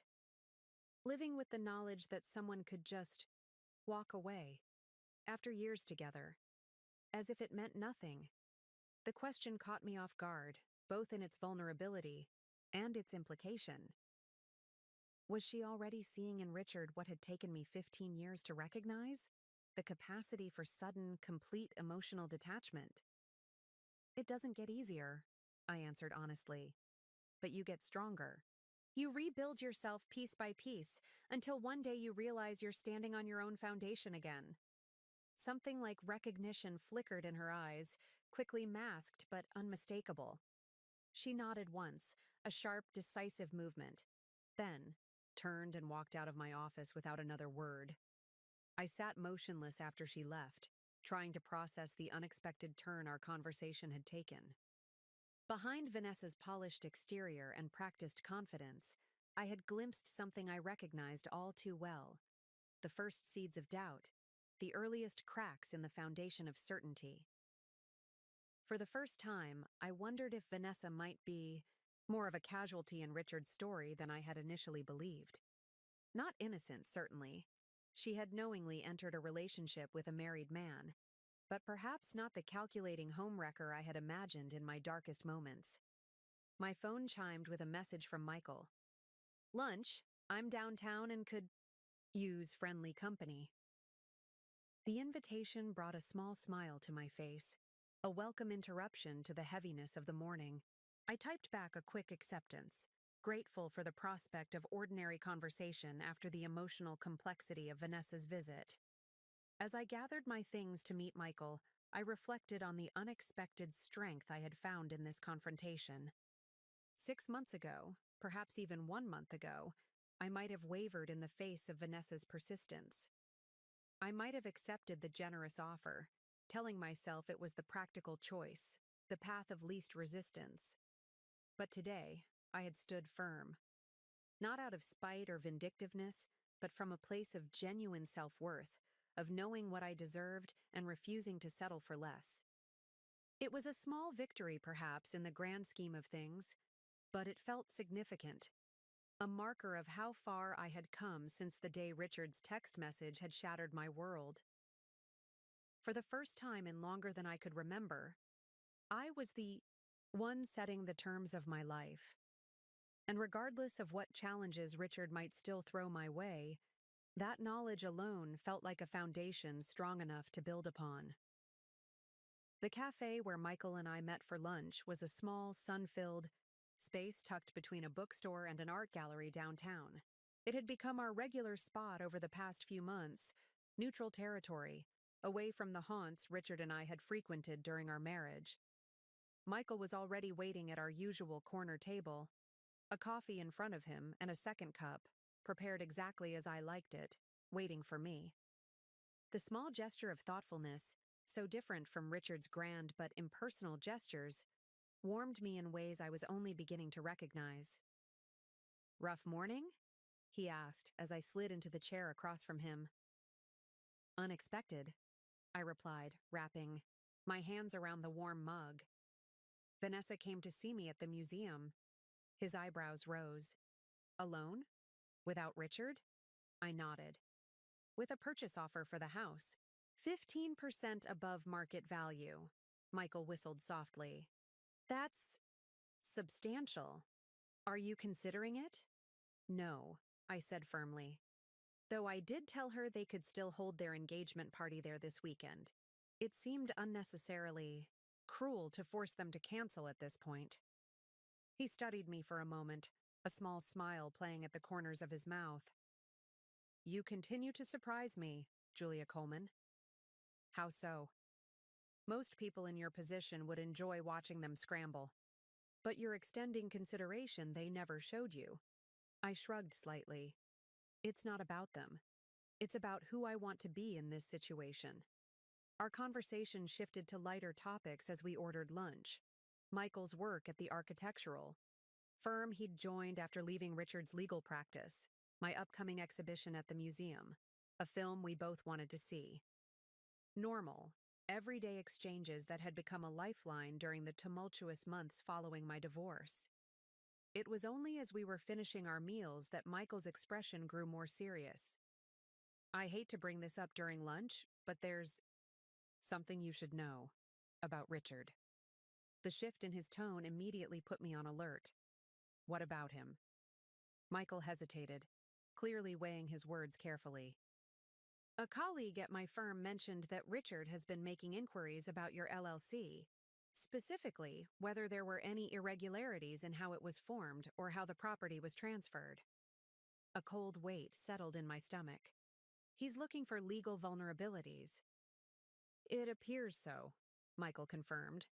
From what my colleague could gather, Richard hasn't found anything substantive. Your paperwork is solid, but he's not giving up easily. I nodded, processing this unwelcome but unsurprising information. I expected as much.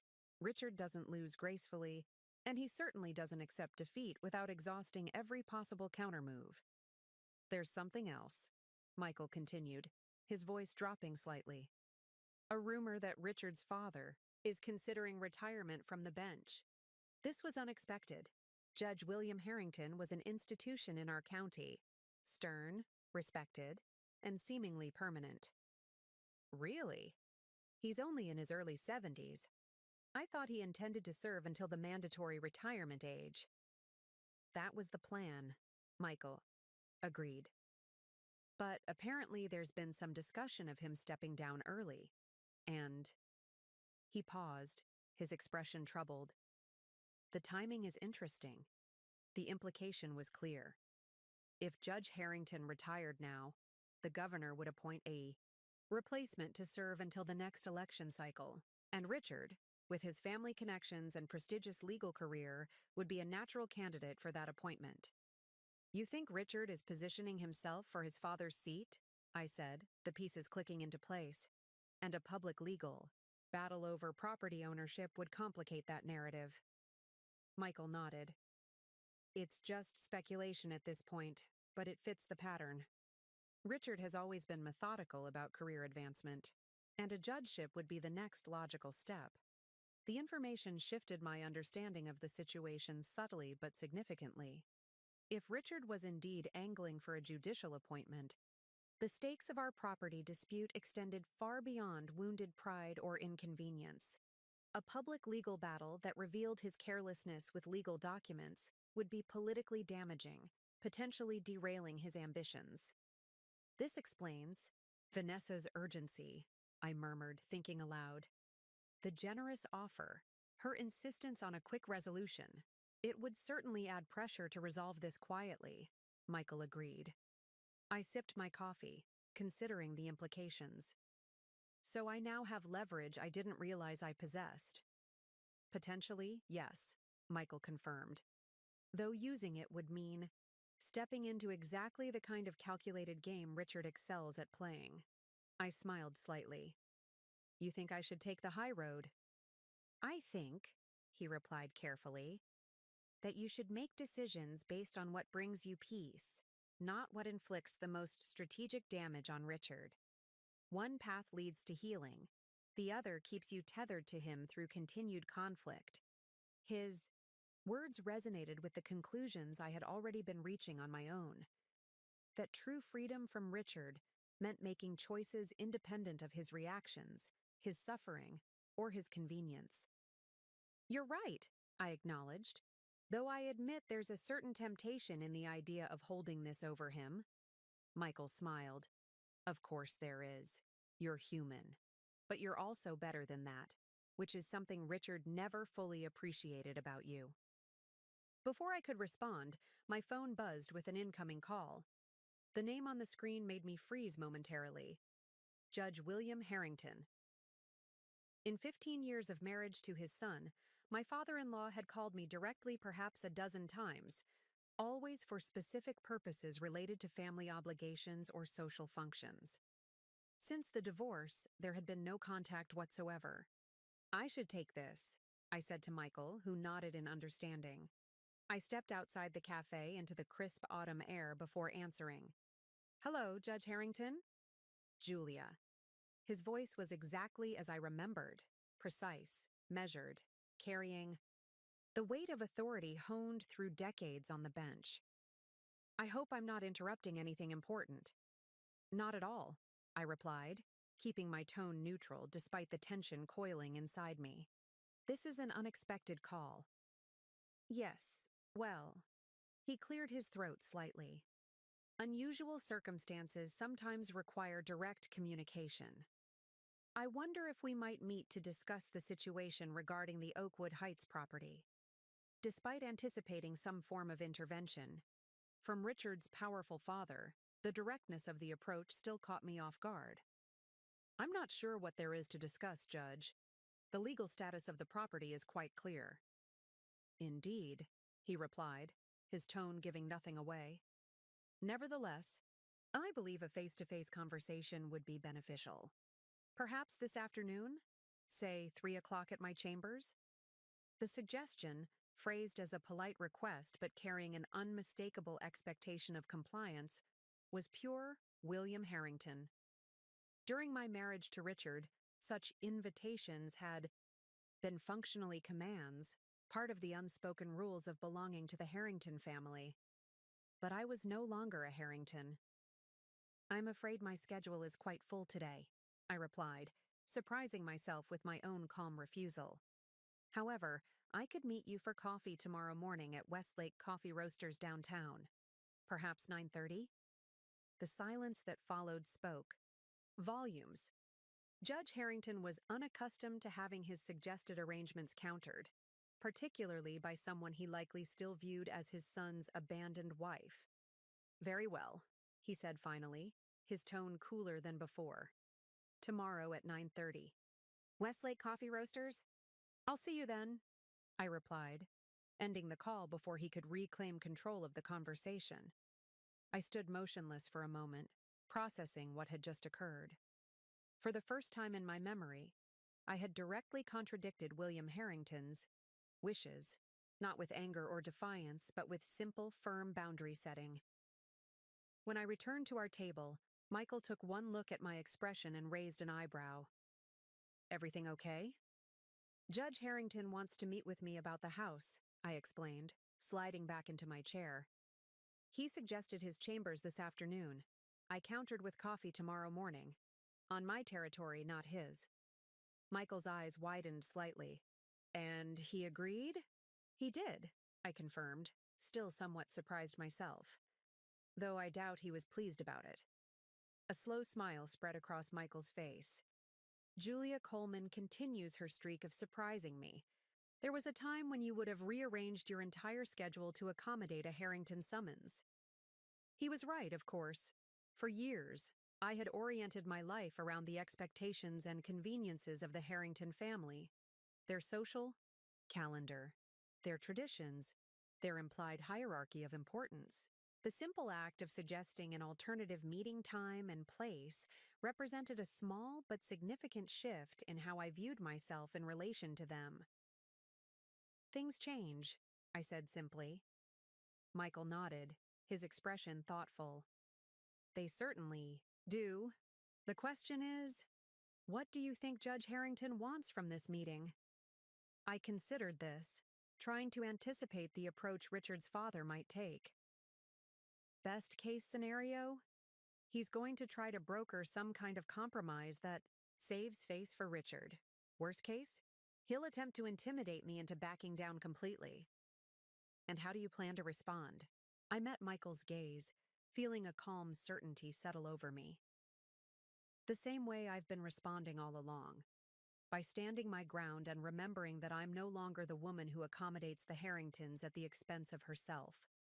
The unexpected shift in dynamics, from being at the mercy of Richard's anger to holding leverage in his political ambitions, from complying with his father's expectations to setting my own terms, felt like stepping into a new version of myself.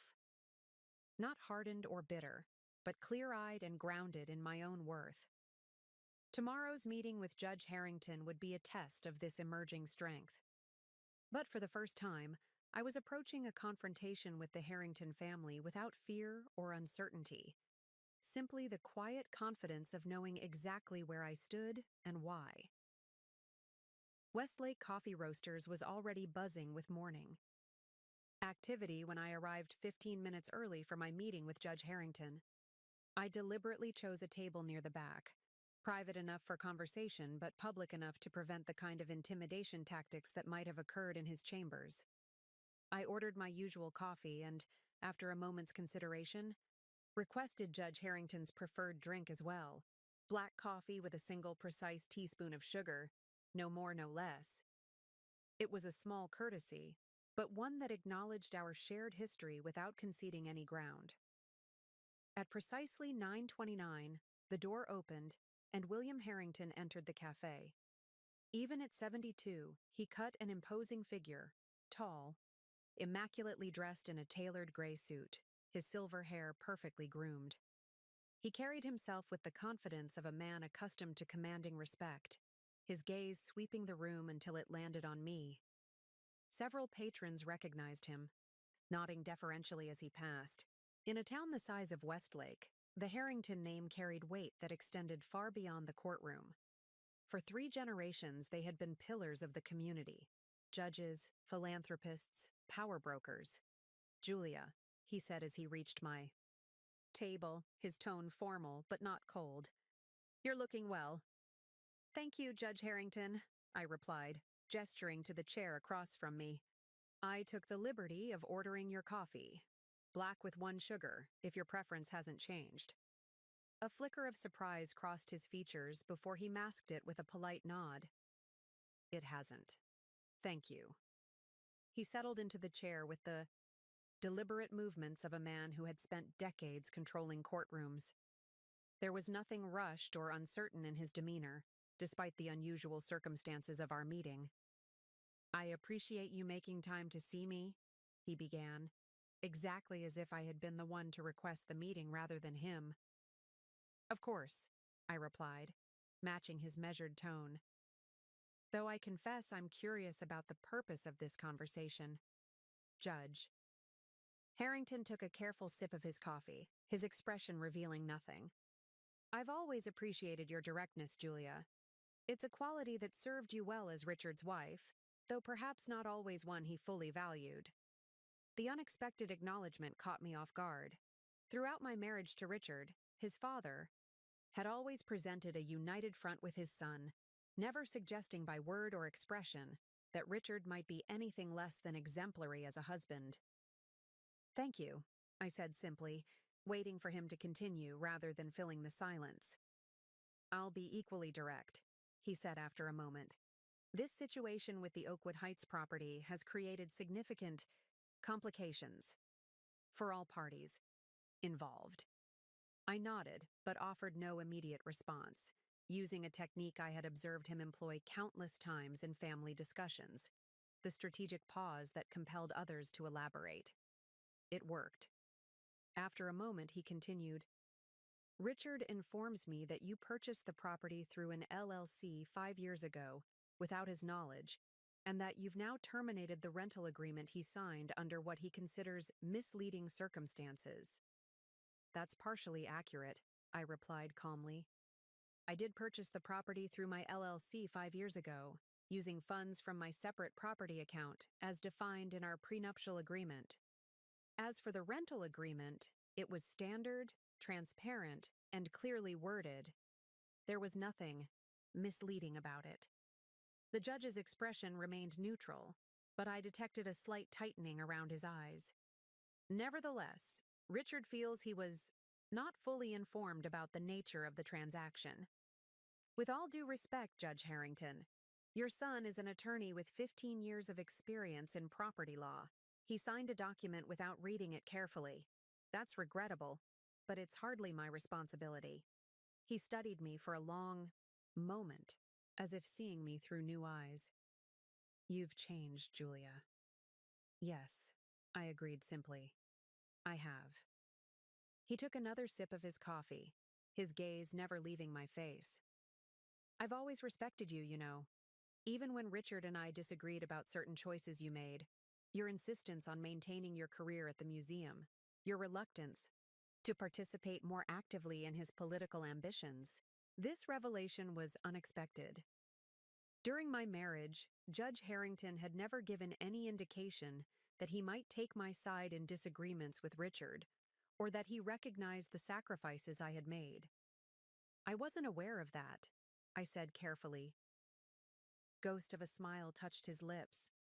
No, you wouldn't have been. Harrington men have a regrettable tendency to present a united front to the world, even when privately we might hold different views. The admission created a momentary shift in the atmosphere between us. Not warmth exactly, but a kind of honesty that had never characterized our relationship during my marriage to his son. I appreciate your candor, I said. But I assume you didn't request this meeting to share retrospective insights about my marriage. No, he acknowledged. I'm here because there's a way forward that could benefit everyone involved, if you're willing to consider it. And there it was, the real purpose of this unexpected olive branch.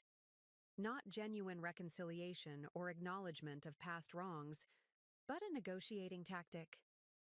I'm listening, I said, my tone cooler than before.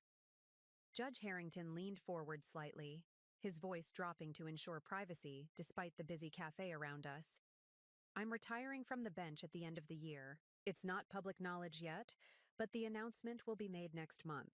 This confirmed Michael's information, but hearing it directly from Judge Harrington gave it a weight and immediacy that transformed it from rumor to reality.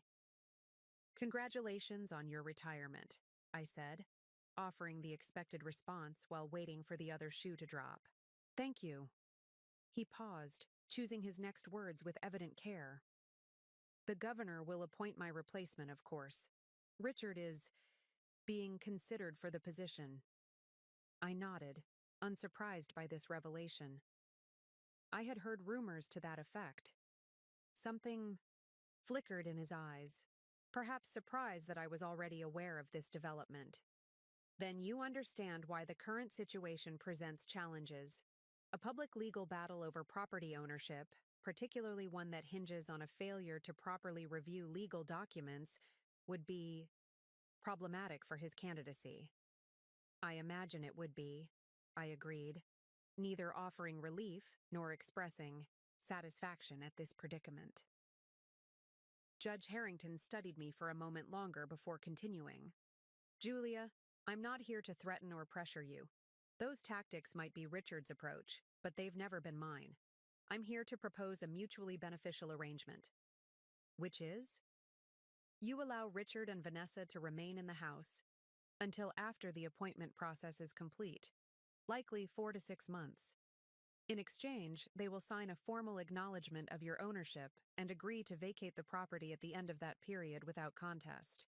Additionally, he added, his tone deliberate, I'm prepared to offer you a position on the Harrington Foundation Board, a role that would recognize your contributions to the arts community and provide you with significant influence over cultural funding in the region. The offer was shrewd, addressing both practical concerns about the house and offering professional rehabilitation after months of Richard's efforts to diminish my standing in the community. It was, by any objective measure, a generous compromise, but it also represented everything I had been fighting against since the divorce. The Harrington approach to problem solving, where influence and position were currency, where conflicts were resolved through the strategic application of power rather than genuine recognition of right and wrong. That's a thoughtful proposal, I said carefully. May I ask why you're the one making it rather than Richard? Judge Harrington's expression shifted slightly, a brief flash of something that might have been disappointment. Richard can be stubborn, particularly when his pride is involved. He authorized me to negotiate on his behalf, but was reluctant to make the approach personally. I nodded, unsurprised. And Vanessa? Is she aware of this offer? She is, he confirmed. In fact, she was instrumental in convincing Richard to consider a compromise. This detail aligned with the vulnerability I had glimpsed during Vanessa's visit to my office. Perhaps she was indeed beginning to recognize aspects of Richard's character that had taken me years to fully comprehend. I took a moment to consider the offer, weighing it against my own priorities and principles. When I finally spoke, my voice was calm but resolute. I appreciate the proposal, Judge Harrington, and the respectful way you've presented it. but I'm afraid I must decline. Surprise registered briefly in his eyes before he masked it. May I ask why? It seems a reasonable compromise that would benefit all parties. Because accepting it would mean once again adjusting my life to accommodate Richard's ambitions and convenience, I explained quietly. It would mean allowing the Harrington family priorities to supersede my own, just as they did throughout my marriage. And most importantly, it would mean participating in a system where power and influence determine outcomes rather than principles and legitimate rights. Judge Harrington sat back slightly, his expression unreadable. I see. However, I continued, I'm willing to offer a different compromise. Richard and Vanessa may hold their engagement party at the house this weekend as planned. Following that, they will have until the end of the month, not 30 days, but the end of this calendar month, to vacate the property.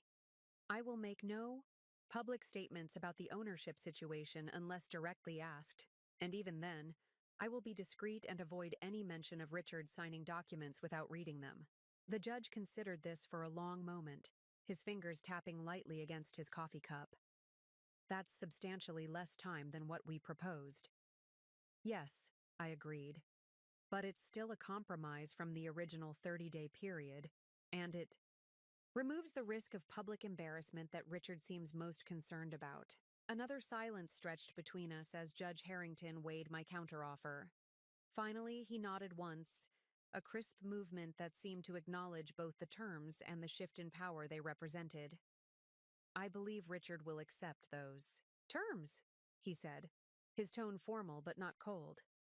I'll convey your offer and confirm his agreement by the end of the day. Thank you, I replied simply.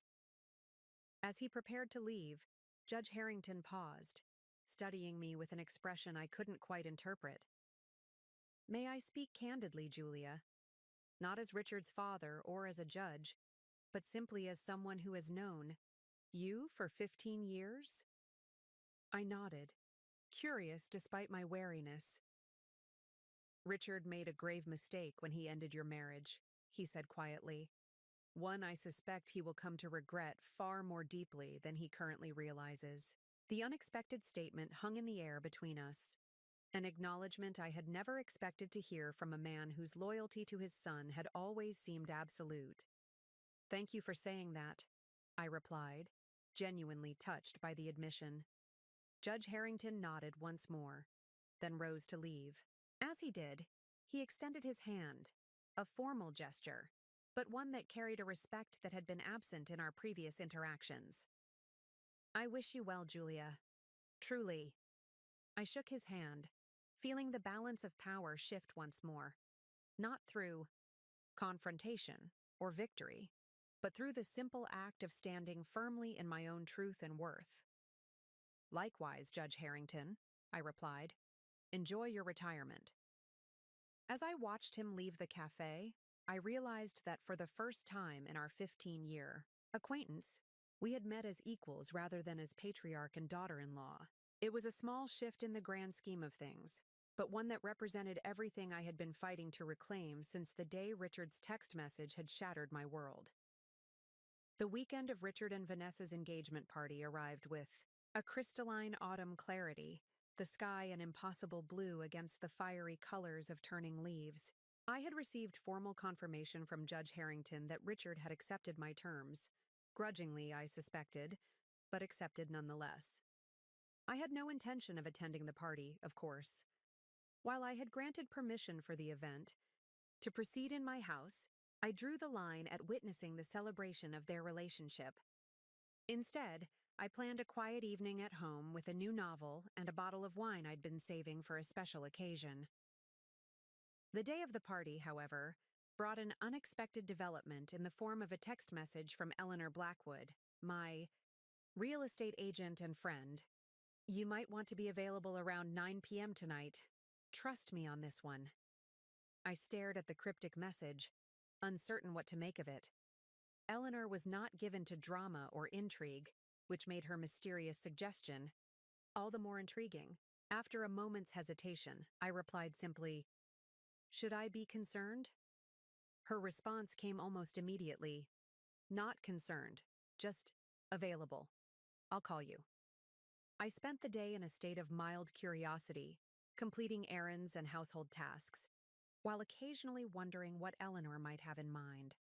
By evening, I had settled into my living room with my book and wine as planned, though I kept my phone close at hand. At precisely 9 o'clock, it rang. Eleanor, I answered, not bothering, to hide my curiosity. What's going on? I'm at the party, she replied, her voice low as if she were speaking from somewhere private. At your house. Richard and Vanessa's engagement celebration. This was surprising. Though Eleanor had helped me purchase the property initially, I hadn't realized she was close enough to the couple to merit an invitation to their engagement party. Why? I asked, direct as always. I could almost hear her smile through the phone. Because Vanessa insisted on giving the guests a tour of their new home tonight. She's been showing off the renovations they've made, talking about their plans for future improvements. Very elaborate, very detailed, discussing how they'll convert one of the bedrooms into a nursery someday, the sunroom into Richard's home. Office. My stomach tightened with an uncomfortable mixture of emotions. Anger at the presumption, discomfort at the mention of a nursery given my own unsuccessful attempts to have children with Richard, and confusion about why Eleanor thought I needed to know this. That's uncomfortable, I admitted, but I'm not sure why you're calling to tell me about it. Because, Eleanor continued, her voice dropping even lower, about 10 minutes ago, Judge Harrington arrived with his wife, and Vanessa, eager to impress her future father-in-law, immediately offered to show them the renovations they've made to the master suite. I waited, sensing there was more to this story. Julia, Eleanor said, a note of barely suppressed glee entering her voice. Judge Harrington stopped her mid-tour and said, loud enough for everyone nearby to hear, Actually, Vanessa, I think you should be aware that this isn't your house to renovate. Julia owns this property. You and Richard are merely tenants with less than 2 weeks remaining on your lease. My breath caught. He said that? In front of everyone? Everyone, Eleanor confirmed. At least 15 people, including most of Richard's colleagues from the firm. You should have seen Vanessa's face. All the color drained out of it in an instant. And Richard. She paused, clearly savoring the moment. Richard looked like he'd been struck by lightning. I sat back against my couch, trying to process this unexpected twist. Judge Harrington had not only honored our agreement, but had taken the additional step of publicly acknowledging my ownership in the most direct way possible. What happened next? I asked, unable to suppress my curiosity despite my mixed feelings about the situation. Chaos, Eleanor replied simply. Vanessa stammered something about a misunderstanding. Richard tried to pull his father aside, but the judge just looked at him and said, I think it's time for honesty, son. Then one of Richard's colleagues, Peterson, I think, asked if it was true, and the judge nodded and said something about respecting legitimate property rights regardless of personal relationships. The scene she described was so far beyond what I had anticipated that I found myself speechless. Judge Harrington had not merely conveyed my terms to Richard privately, he had effectively ended the charade Richard and Vanessa had been maintaining. About the house in the most public way possible. The party's basically over now, Eleanor continued. People are making excuses and leaving. Richard disappeared into his study with the door closed. Vanessa is trying to maintain some semblance of hostess duties, but she looks shell-shocked. I didn't ask for this, I said quietly, more to myself than to Eleanor. I never wanted public humiliation for either of them. I know, Eleanor replied, her tone softening. But maybe this is what needed to happen, the truth coming out, with no opportunity for Richard to spin it afterward. She was right, of course. Had Judge Harrington not made this public declaration, Richard might have found a way to craft a narrative that preserved his dignity and professional reputation while quietly moving out of the house. Now, there would be no ambiguity, no room for manipulation of the facts. Thank you for letting me know, I said, still processing the implications of what had occurred. Of course, Eleanor replied. I should get back before anyone notices I'm missing, but I thought you deserved to know what happened.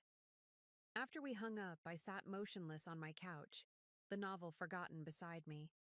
This very public revelation would undoubtedly complicate Richard's judicial aspirations, exactly what our agreement had been designed to prevent. Yet, Judge Harrington himself had been the one to create the situation. My phone chimed with a text message from Michael. Heard what? Happened at the party. You okay? News traveled fast in Westlake, especially when it involved the Harrington family. I typed back, I'm fine. Processing. How did you hear? His response came quickly. A colleague is there. Called me right after it happened. Want company? I considered the offer for a moment, then replied, Yes, I could use a friend right now. While waiting for Michael to arrive, I tried to untangle my complicated feelings about the evening's events. There was a certain vindication in Richard and Vanessa's public exposure, a satisfaction in knowing that the truth had been acknowledged, openly rather than hidden behind carefully crafted narratives. But there was also discomfort. I had never sought to humiliate them, only to reclaim what was rightfully mine. The public nature of tonight's revelation crossed a line from justice into something that felt uncomfortably like revenge, even though I hadn't orchestrated it. The doorbell rang, interrupting my thoughts. I opened it to find Michael standing there, 2 containers of gelato in hand. A peace offering of sorts, or perhaps a celebration. I wasn't sure if this called for comfort food or celebration treats, he explained with a small smile. So I brought both. I stepped aside to let him in, grateful for his presence. I'm not entirely sure myself. We settled in my living room, the abandoned novel and wine joined by Michael's gelato offerings. For a few minutes, we sat in comfortable silence, both of us processing the evening's unexpected developments. So, Michael finally said, Judge, Harrington himself delivered the news. That's surprising. Extremely, I agreed, especially after our conversation where he emphasized the importance of discretion for Richard's judicial aspirations. Michael considered this, his expression thoughtful. Maybe that was the point. Maybe after meeting with you, he realized that Richard needed to face the consequences of his actions more directly. Or maybe, I suggested, he was simply tired of cleaning up his son's messes, of perpetuating the cycle where Richard acts impulsively and others manage the fallout. Either way, Michael said, it's a significant moment. After years of Richard controlling the narrative, about your marriage, the divorce, even the house, the truth is finally public, and it came from the most unimpeachable source possible. He was right, of course. No one in Westlake would question Judge William Harrington's word.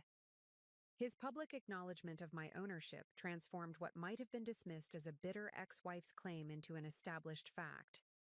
It feels strange, I admitted, taking a small spoonful of gelato.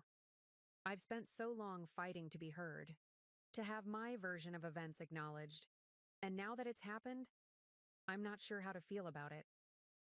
Michael studied me for a moment. You're not enjoying their humiliation as much as you thought you might. It wasn't a question, but I answered anyway. No. It feels hollow somehow. Like watching someone you once loved fall from a great height. There's no satisfaction in it, only a strange sense of loss. That's because you're not vindictive by nature, Michael replied simply. Despite everything Richard did to you, you never wanted to destroy him. You just wanted what was rightfully yours. His understanding, so different from Richard's constant misinterpretation of my motives, warmed me in ways the wine and gelato couldn't. For perhaps the first time, I fully recognized the contrast between the relationship I had lost and the friendship that had sustained me through its aftermath. What happens now? Michael asked after another comfortable silence. They move out, as agreed, I replied. And I move forward. Into the house? He asked, his tone careful, neutral. I considered the question, which I had been asking myself for weeks. I'm not sure yet.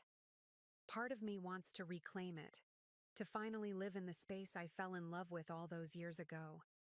But another part wonders if it might always carry the shadow of tonight, of the end of my marriage, of Richard and Vanessa's brief tenancy. Michael nodded, understanding without requiring further explanation. You have time to decide. It's your house. You can take as long as you need to determine what role you want it to play in your life moving forward. My house. After months of legal maneuvering and emotional confrontation, those two simple words carried a weight and resonance that encompassed everything I had been fighting for. Not just physical ownership of a property, but ownership of my choices, my future, my narrative. As the evening progressed, Michael and I talked about lighter matters: upcoming exhibitions at the museum, a new restaurant downtown, a film we both wanted to see. The normalcy was comforting, a reminder that life continued beyond the drama of reclaiming my house and confronting my ex-husband. When Michael finally rose to leave, near midnight, I walked him to the door with a sense of peace I hadn't expected to feel on this tumultuous day. Thank you, I said simply, for being here tonight, for being here through all of it, really. He smiled, the warmth reaching his eyes in that way that had become increasingly familiar and welcome. Always, he replied, the single word carrying more meaning than an elaborate speech might have. After he left, I stood at my window for a long moment, looking out at the quiet street below. Somewhere across town, in my house, Richard and Vanessa were dealing with the aftermath of their public humiliation, their carefully constructed narrative shattered by Judge Harrington's unexpected intervention. But for the first time since receiving that 14-word text message that had ended my marriage, I wasn't defining my feelings or choices in relation to Richard. Instead, I was standing firmly in my own truth, neither seeking vengeance nor accepting diminishment. In that moment of clarity, I realized that true triumph wasn't about watching Richard and Vanessa's faces when they discovered the truth about the house. It wasn't about public vindication or even reclaiming physical property. True triumph was reclaiming myself, my dignity, my agency, my future, completely and without reservation. And that victory, unlike the hollow satisfaction of watching someone else fall, felt both substantial and sustaining. The week following the engagement party passed in a surreal blur. I threw myself into work at the museum, focusing on the upcoming winter exhibition rather than the whispers and glances that followed me whenever I ventured into public spaces around town. Word of Judge Harrington's revelation had spread quickly through Westlake's social circles, transforming me overnight. From Richard's abandoned ex-wife to the woman who owned Richard's dream house all along. It was a narrative shift I hadn't sought, but couldn't entirely escape. I hadn't heard directly from either Richard or Vanessa since the party, though Eleanor kept me updated on their activities at the house. According to her sources, the housekeeper they'd hired primarily, they were packing methodically, room by room, the process apparently overseen by Vanessa while Richard remained noticeably absent most days. Apparently, he's barely been home, Eleanor told me over lunch on Thursday. Vanessa's handling everything: the movers, the logistics, canceling the contractors they'd scheduled for additional renovations. She's quite efficient, I'll give her that. I nodded, uncomfortable with the topic despite my curiosity. Where are they moving to? A penthouse downtown, from what I've heard. Richard already owned it, an investment property he's had for years. Not as grand as Oakwood Heights, but prestigious in its own way. The information settled strangely in my chest. Another property I hadn't known about despite 15 years of marriage. Another secret kept. Another piece of evidence that Richard and I had lived parallel lives rather than a truly shared one. When will they be completely moved out? I asked, redirecting the conversation to practical matters. "The movers are scheduled for this Sunday," Eleanor replied.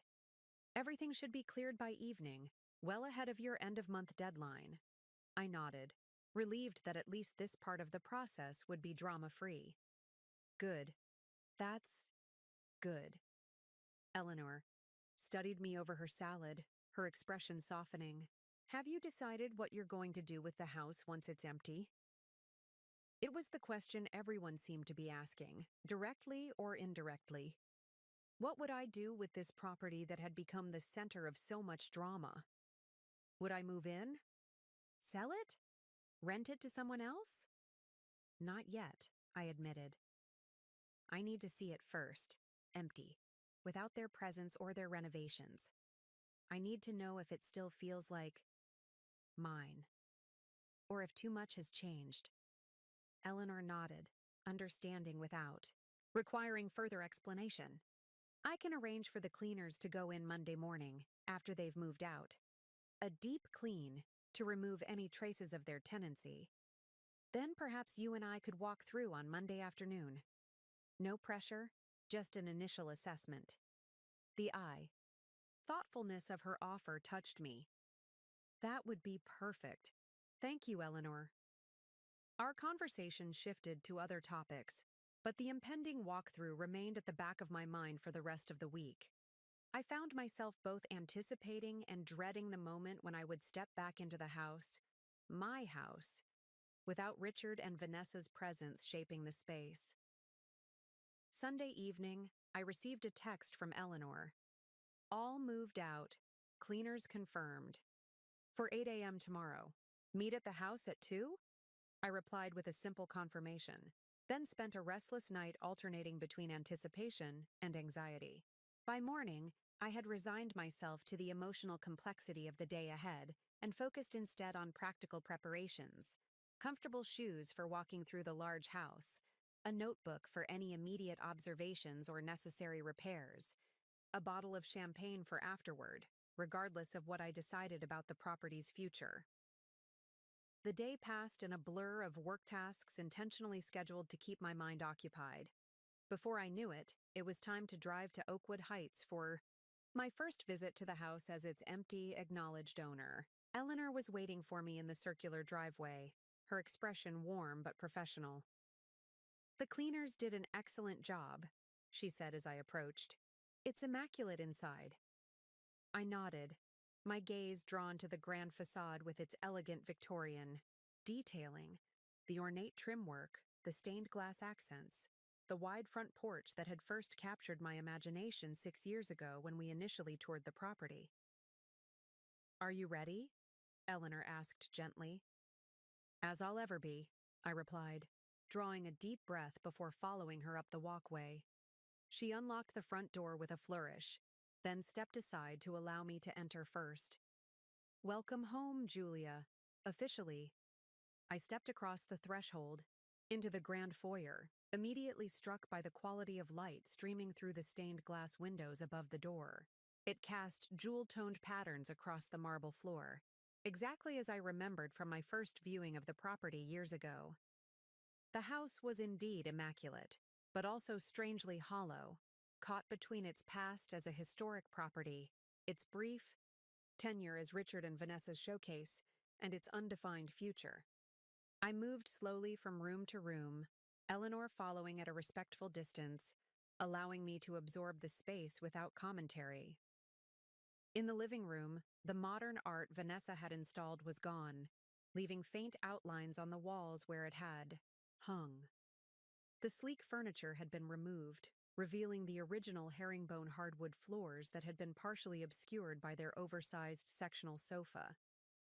The kitchen gleamed with high-end appliances they had installed, perhaps the one renovation I might keep. I noted mentally, but felt sterile without the warmth of everyday use. Upstairs, the master suite had been stripped of the designer bedding and dramatic light fixtures Vanessa had chosen, returning to its original proportions and architectural details. Standing in the center of the room, I tried to imagine myself living here, waking in this space, making it truly mine for the first time.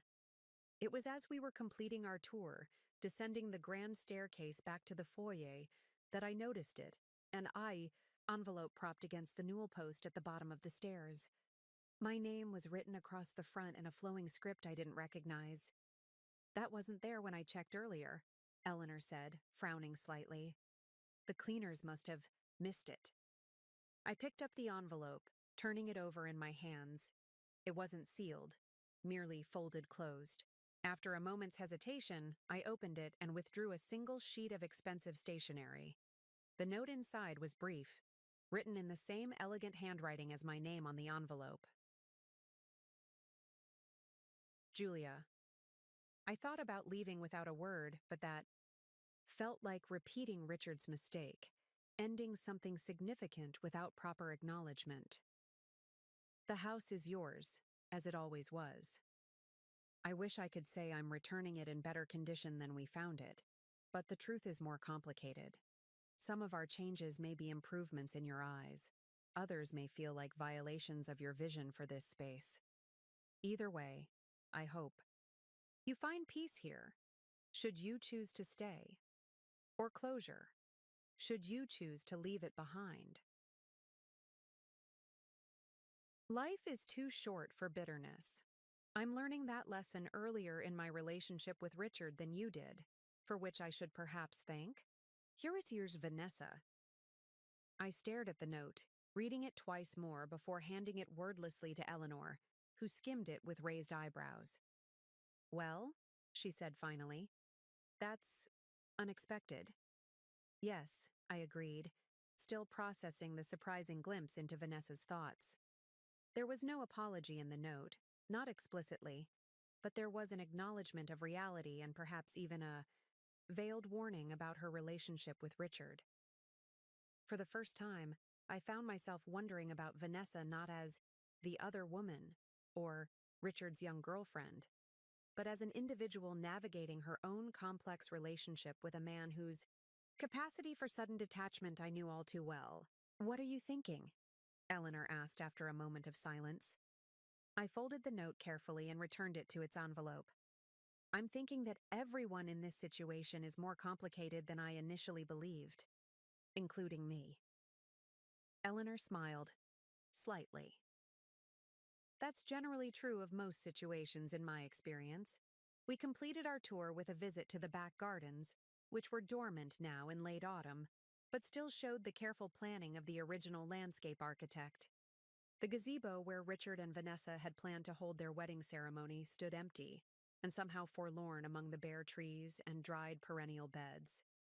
As we walked back to our cars, Eleanor asked the question I'd been considering throughout our tour. So, what's your verdict? Will you make this your home, or is it time to let it go? I looked back at the house, my house, with its graceful lines and rich history. The property I had fallen in love with, saved for, purchased secretly, lost temporarily, and finally reclaimed. I don't know yet, I admitted. But for the first time, it feels like a genuine choice rather than a reaction to Richard or a statement about our marriage. And that's progress, I think. Eleanor nodded, understanding without requiring further explanation. Take your time. The house has stood for over a century.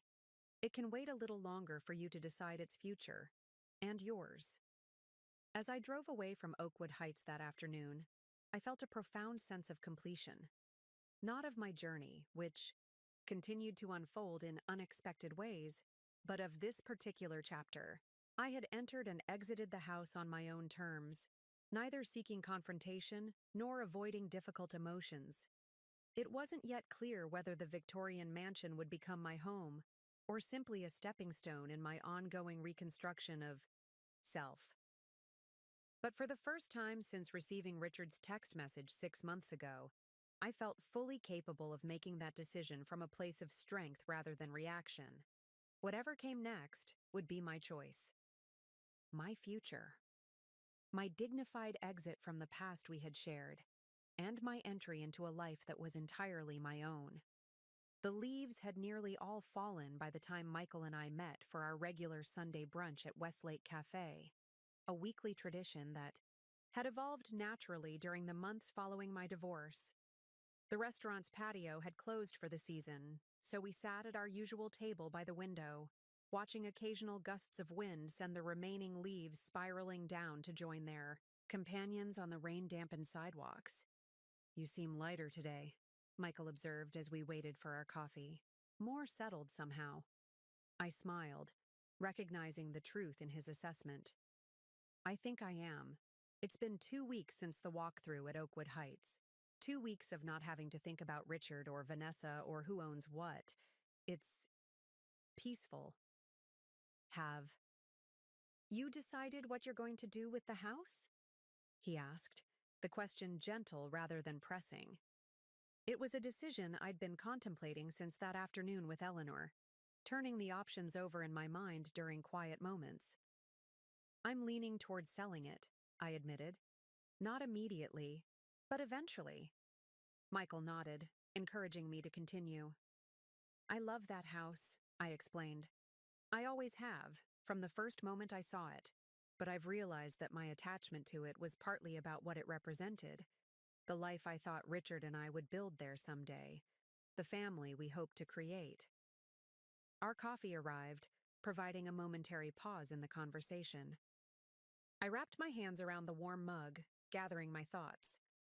Without those expectations, without that imagined future, I continued, it's just a beautiful, historic property, one that deserves owners who will love it for what it is, not for what it symbolized in a marriage that no longer exists. Michael considered this, his expression thoughtful. "That sounds like a healthy perspective." "It feels healthy," I agreed. "For the first time since the divorce, I'm making decisions based on what I want for my future, not in reaction to my past with Richard." "So what do you want?" he asked, the question simple but profound. "For your future, I mean." I took a sip of my coffee, considering the question with the seriousness it deserved. "I want to build a life that's authentically mine, not defined by being Richard's ex-wife or the woman who owned his dream house. Just me. Julia Coleman, museum curator, photography enthusiast, terrible baker but excellent gardener." Michael smiled at my self-description.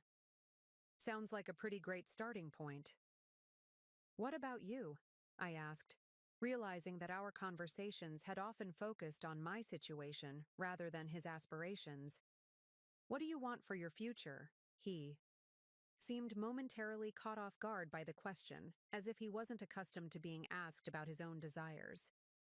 "I want," he began, then paused, considering. "Professional satisfaction, yes.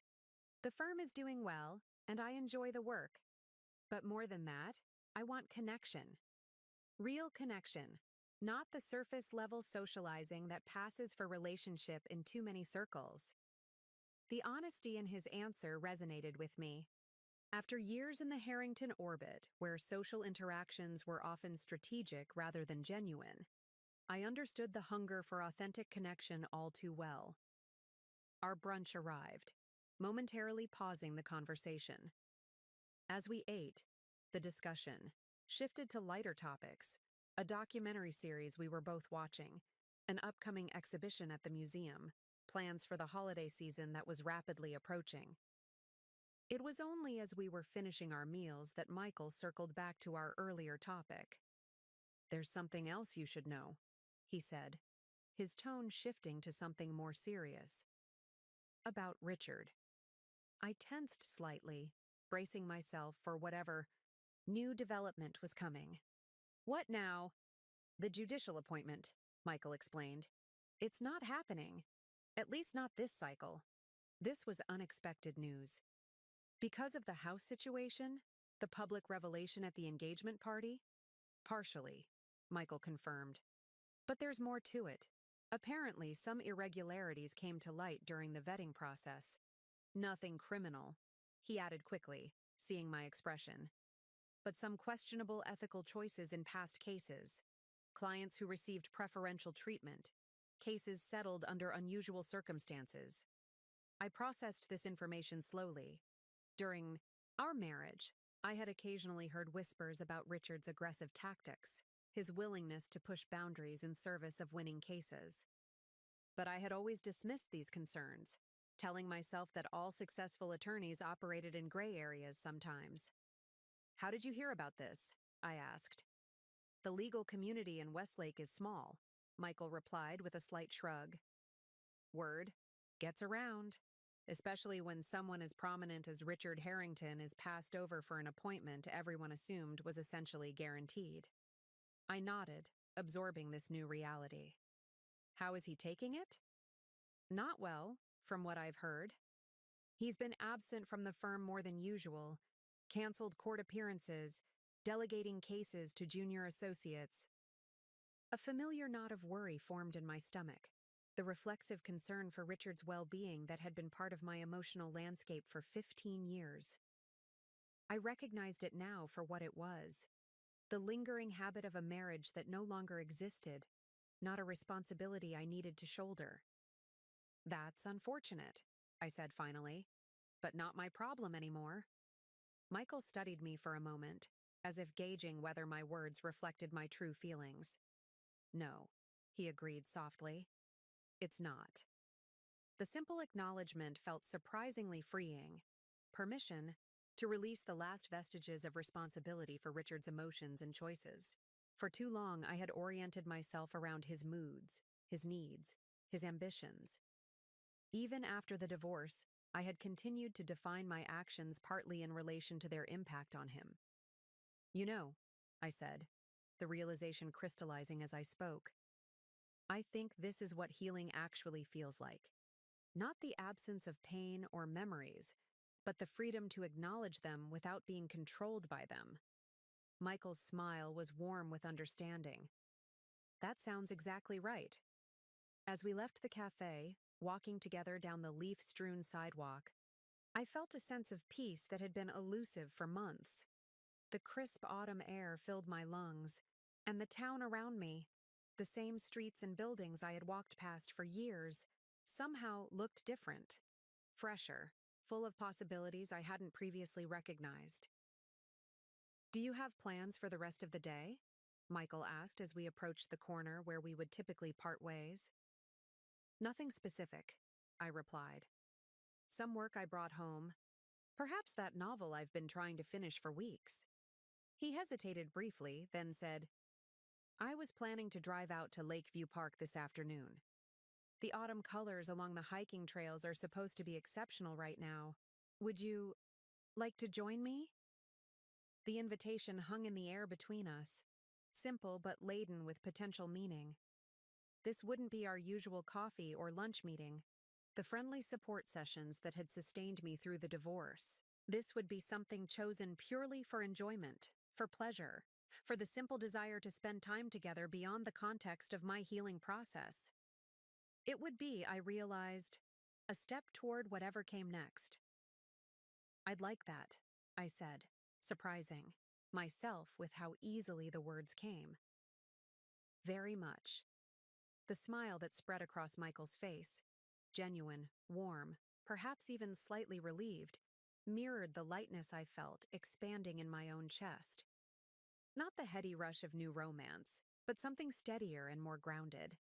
The quiet joy of connection built on mutual respect and genuine understanding. As we walked toward his car, our conversation flowing easily between topics, I reflected on the journey of the past 6 months. From the devastating text message that had ended my marriage to the complicated reclamation of my house, to this moment of simple, uncomplicated happiness, walking beside a man who saw me clearly and valued what he saw. The process hadn't been linear or neat. It had involved anger, grief, calculation, confrontation, vindication, and finally, release. I had lost a husband but found myself, lost a marriage but discovered my own strength, lost a dream but gained the freedom to create new ones, on my own terms. And perhaps most importantly, I had learned that emotional processing wasn't something to be rushed or avoided, but experienced fully, each stage acknowledged and honored for the lessons it contained. each feeling recognized as valid regardless of its complexity or inconvenience.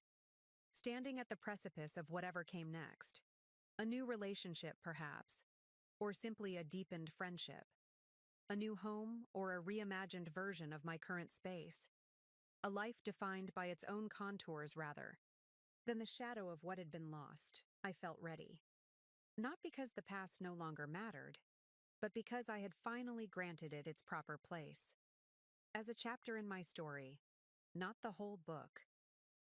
As Michael's car pulled away from the curb, carrying us toward an afternoon of autumn colors and easy conversation, I turned my face toward the sun breaking through the clouds, embracing both the warmth of the present moment and the promise of those yet to come. The winter months passed in a blur of quiet transformation. Outside, Westlake disappeared beneath a blanket of snow that softened its edges and muffled its sounds, while inside, I found myself settling into a new rhythm of life that felt increasingly like my own creation rather than an adaptation to loss. The winter exhibition at the museum, my first major project since being reinstated as curator, opened to critical acclaim and record attendance. My downtown condo, once viewed as merely a transitional space following the divorce, had gradually become a true home, filled with books and artwork I loved, furniture chosen for comfort rather than impression, and the quiet confidence of a woman who had reclaimed her sense of self. And then there was Michael, whose presence in my life had evolved from supportive friend to something deeper, warmer, a relationship building not on the dramatic intensity of crisis, but on the steady foundation of mutual respect and genuine compatibility. It was a peaceful time, but not an isolated one. Even as I constructed this new life, ripples from the confrontation over the house continued to spread through the interconnected circles of Westlake society, occasionally washing back to touch my shores in unexpected ways. The first ripple arrived. On a snowy January evening, when I was working late at the museum preparing for a board presentation, my assistant appeared at my office door, her expression unusually hesitant. "There's someone here to see you," she said. "Vanessa Mitchell." I looked up from my computer, genuinely surprised. I hadn't seen or spoken to Vanessa since before she and Richard had moved out of my house 3 months earlier. Did she say what this is about? No, just that it's personal rather than professional. I can tell her you're unavailable if you prefer. I considered this for a moment, curiosity eventually winning out over caution. No, it's all right. Please send her in. Moments later, Vanessa appeared in my doorway, as immaculately put together as always in a camel coat and designer boots appropriate for the snowy weather.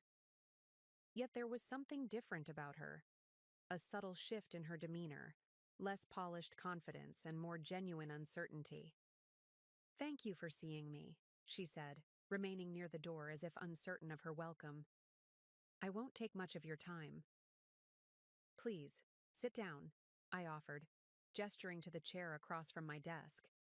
Professional courtesy, if nothing else, demanded this much. She hesitated, then crossed to the chair and sat, her movements precise and controlled. Up close, I could see faint shadows beneath her eyes, partially concealed by expertly applied makeup, but visible nonetheless. "I won't pretend this isn't awkward," she began, meeting my gaze directly. "But there are things I think you deserve to know, and I'm not sure anyone else will tell you." The statement immediately put me on alert. "About Richard?" She nodded, her hands clasped tightly in her lap. "Yes, about Richard, about our relationship, about the patterns I've begun to recognize." Something in her tone, a mixture of resignation and dawning awareness, resonated with me in a way I hadn't expected. It was the voice of a woman coming to terms with difficult truths about someone she loved. "I'm listening," I said, my initial, wariness softening slightly. Vanessa drew a deep breath, as if gathering courage. "Richard and I are no longer together. The engagement is off." Though surprised, I kept my expression neutral. I'm sorry to hear that, I said, the polite response, coming automatically. A small, sad smile touched her lips. Are you? You have every right not to be. Contrary to what you might believe, I replied carefully, I've never wished unhappiness on either of you. Accountability, yes. Suffering, no. She studied me for a moment, as if reassessing her preconceptions. That's generous, given the circumstances. I shrugged slightly. What happened between you and Richard? The same thing that happened between you and Richard, I suspect, she answered, her voice taking on an edge of bitter recognition. Just accelerated. The gradual withdrawal of genuine attention. The increasing criticism masked as helpful suggestions. The subtle undermining of confidence. And eventually, the emotional detachment. Her description was so eerily familiar, so precisely aligned with my own experience during the final years of my marriage, that I felt a chill run through me, despite the warmth of my office. How long? I asked softly. 3 months, she replied. Things started to change after the engagement party, after your ownership of the house was revealed. At first I thought it was just wounded pride, the embarrassment of the public revelation, but it became something more, a fundamental shift in how he viewed me. I nodded, understanding all too well. Because you had witnessed his vulnerability, his mistake. Exactly, she confirmed, a flash of surprise crossing her features at my immediate comprehension. Suddenly, I wasn't the perfect partner anymore. I was someone who had seen him fail, who knew he wasn't infallible. And that was unacceptable to him, apparently. The parallels to my own experience were striking. Throughout our marriage, Richard had systematically distanced himself from anyone who witnessed his moments of weakness or failure, be they colleagues, friends, or even family members. I had been the sole exception, until I wasn't. Did he end things? Or did you?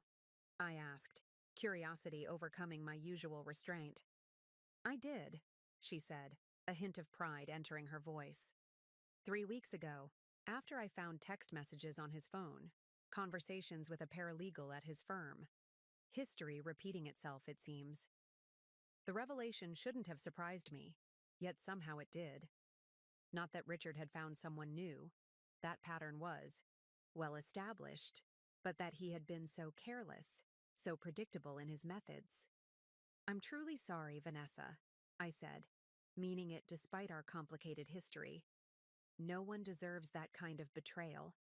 She nodded, accepting the sympathy without comment.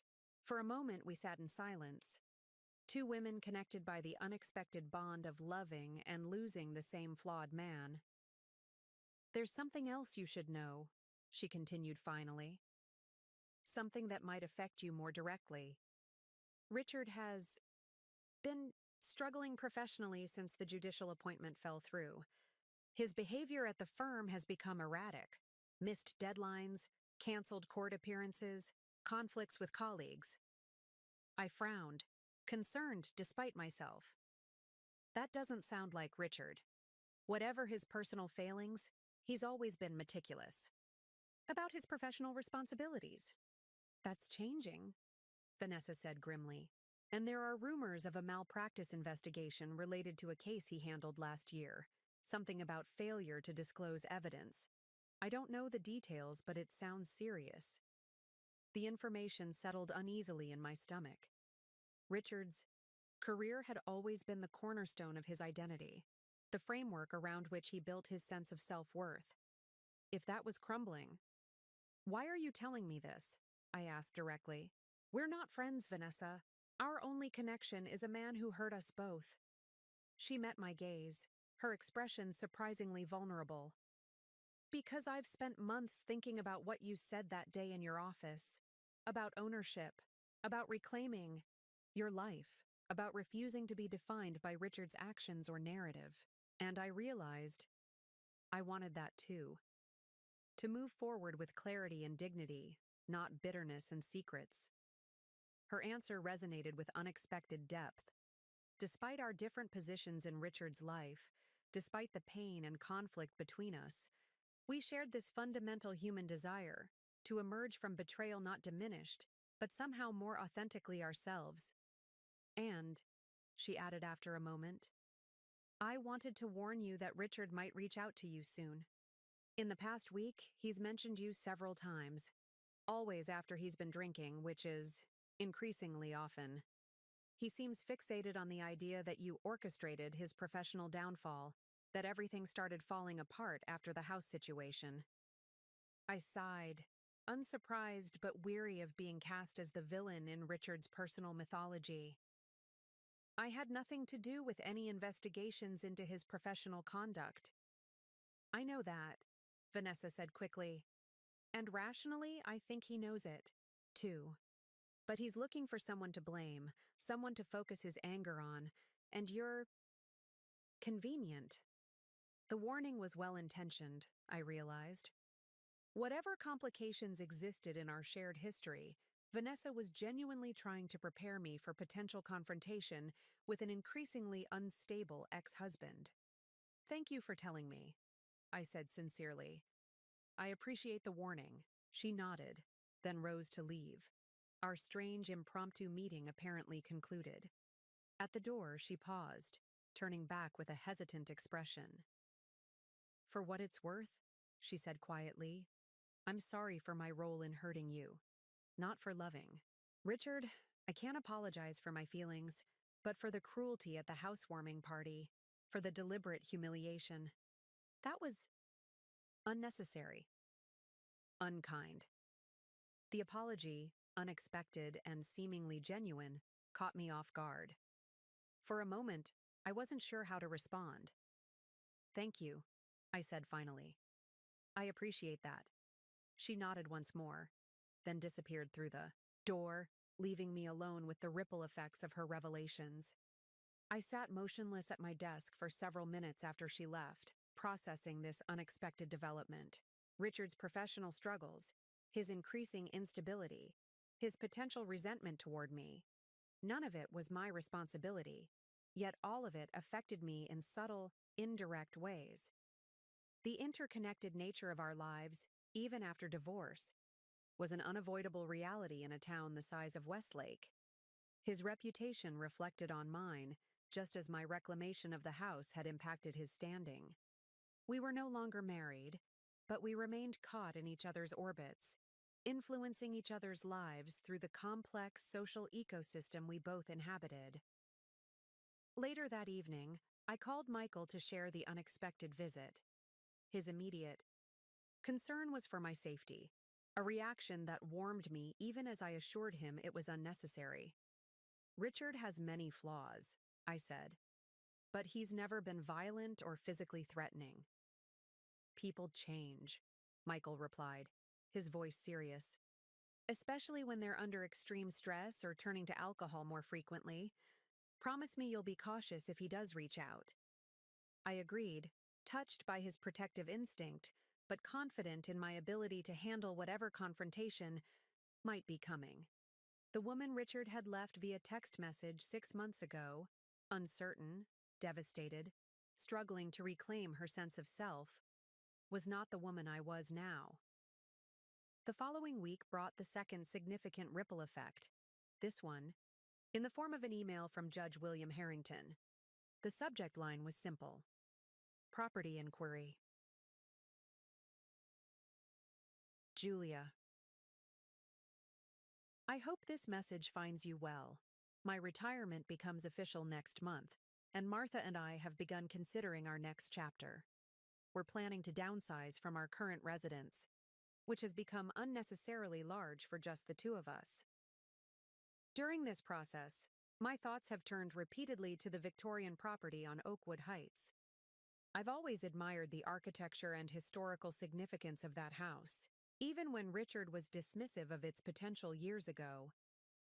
If you have not yet determined your long-term plans for the property, I would like to inquire whether you might consider selling it to Martha and me.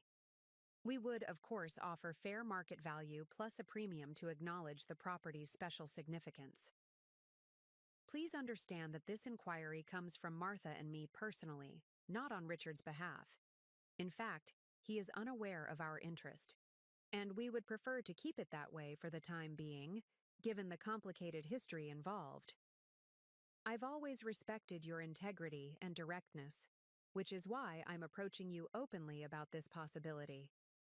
If you're not interested in selling at this time, I completely understand and will not raise the matter again. Sincerely, William Harrington. I read the email twice, surprised by both its content and its respectful tone. The irony was impossible to miss. Richard's father expressing interest in the very house his son had initially dismissed, then desperately tried to claim, and finally lost in a public humiliation. The request required careful consideration. Selling to the Harringtons would create yet another complex connection to my former in-laws, at a time when I was finally establishing independence from their family. Yet there was something appealing about the possibility of the house being owned by people who genuinely appreciated its historical significance and architectural integrity. After several days of reflection, I composed a thoughtful response. Judge Harrington, thank you for your email and your interest in the Oakwood Heights property. I appreciate your directness and the respect with which you've approached this matter. I have indeed been considering selling the house, though I haven't yet listed it publicly. While I love the property, I've come to realize that it represents a chapter of my life that is now complete. I would be open to discussing a potential sale to you and Martha. However, I would need assurances that this transaction would remain strictly between us, with no involvement from Richard, either during the process or afterward regarding access to the property. If you're amenable to these conditions, perhaps we could meet for coffee next week to discuss the possibility further. Regards, Julia Coleman. His reply came the same day, agreeing to my conditions and suggesting a meeting time. The potential sale represented yet another unexpected turn in the winding path that had begun with Richard's betrayal, a fitting symmetry that might finally close the circle on that chapter of my life. As winter began to yield to early spring, these ripple effects continued to spread in unpredictable ways. Richard's professional struggles became public knowledge when he took an unexpected leave of absence from the firm. Vanessa relocated to Chicago for a position with a prestigious marketing agency, a clean break from both Richard and the whispers that had followed their broken engagement, and I continued to build my new life, deepening my relationship with Michael, excelling in my role at the museum, finalizing negotiations with Judge Harrington and Martha for the sale of the Oakwood Heights property. Each development represented not just a change in circumstance, but a shift in identity and relationship, mine and others, creating a complex web of consequences that extended far beyond the moment Richard had pressed send on that life-altering text message. The ripple effects weren't simply consequences or outcomes. They were transformations, both subtle and profound. No one involved, not me, not Richard, not Vanessa, not even the Harringtons, emerged unchanged from the conflict over the house and all it represented. Some transformations were painful, others liberating. Some connections were irrevocably broken, while new ones formed in unexpected places. But all of them, collectively, illustrated a fundamental truth I had been learning throughout this journey: that even our most private betrayals and victories create ripples that touch countless shores beyond our own. 1 year to the day after receiving Richard's 14-word text message ending our marriage, I stood in the empty foyer of the Oakwood Heights house for the last time. Sunlight streamed through the stained glass accents above the door, casting jewel-toned patterns across the marble floor, just as it had the first time I'd toured the property all those years ago. The closing on the sale to Judge Harrington and Martha was scheduled for tomorrow morning. Tonight was my final opportunity to say goodbye to the house that had played such a pivotal role in my journey from devastated ex-wife to the woman I had become. I moved slowly through the rooms, each one echoing with emptiness, yet somehow full of memory. In the grand living room, I remembered my first vision of how it could look with the right furniture and art. In the kitchen, I recalled planning elaborate dinner parties that would never happen. In the master bedroom, I had once imagined peaceful mornings and intimate evenings in a marriage that had already been quietly fracturing beneath the surface of my awareness. Yet alongside these bittersweet recollections were newer, stronger memories. Standing my ground against Richard's intimidation tactics in the study, watching Vanessa's confidence crumble when she learned the truth about ownership, walking through the empty rooms with Eleanor after they moved out, reclaiming the space as truly my own. The house had witnessed both my deepest disappointments and my most empowering moments of growth. Letting it go felt less like a loss and more like a conscious, deliberate release, a recognition that its role in my story was complete. My phone chimed with a text message from Michael. "Finished at work? Still meeting at the house? I can bring dinner." I smiled, typing back a quick confirmation. Michael had understood my need for this final, private goodbye to the property, offering to join me afterward to help mark the transition with our own small ritual of closure.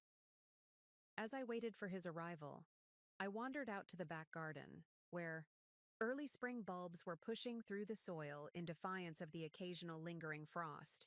New life emerging from winter's dormancy seemed an appropriate metaphor for my own journey over the past year.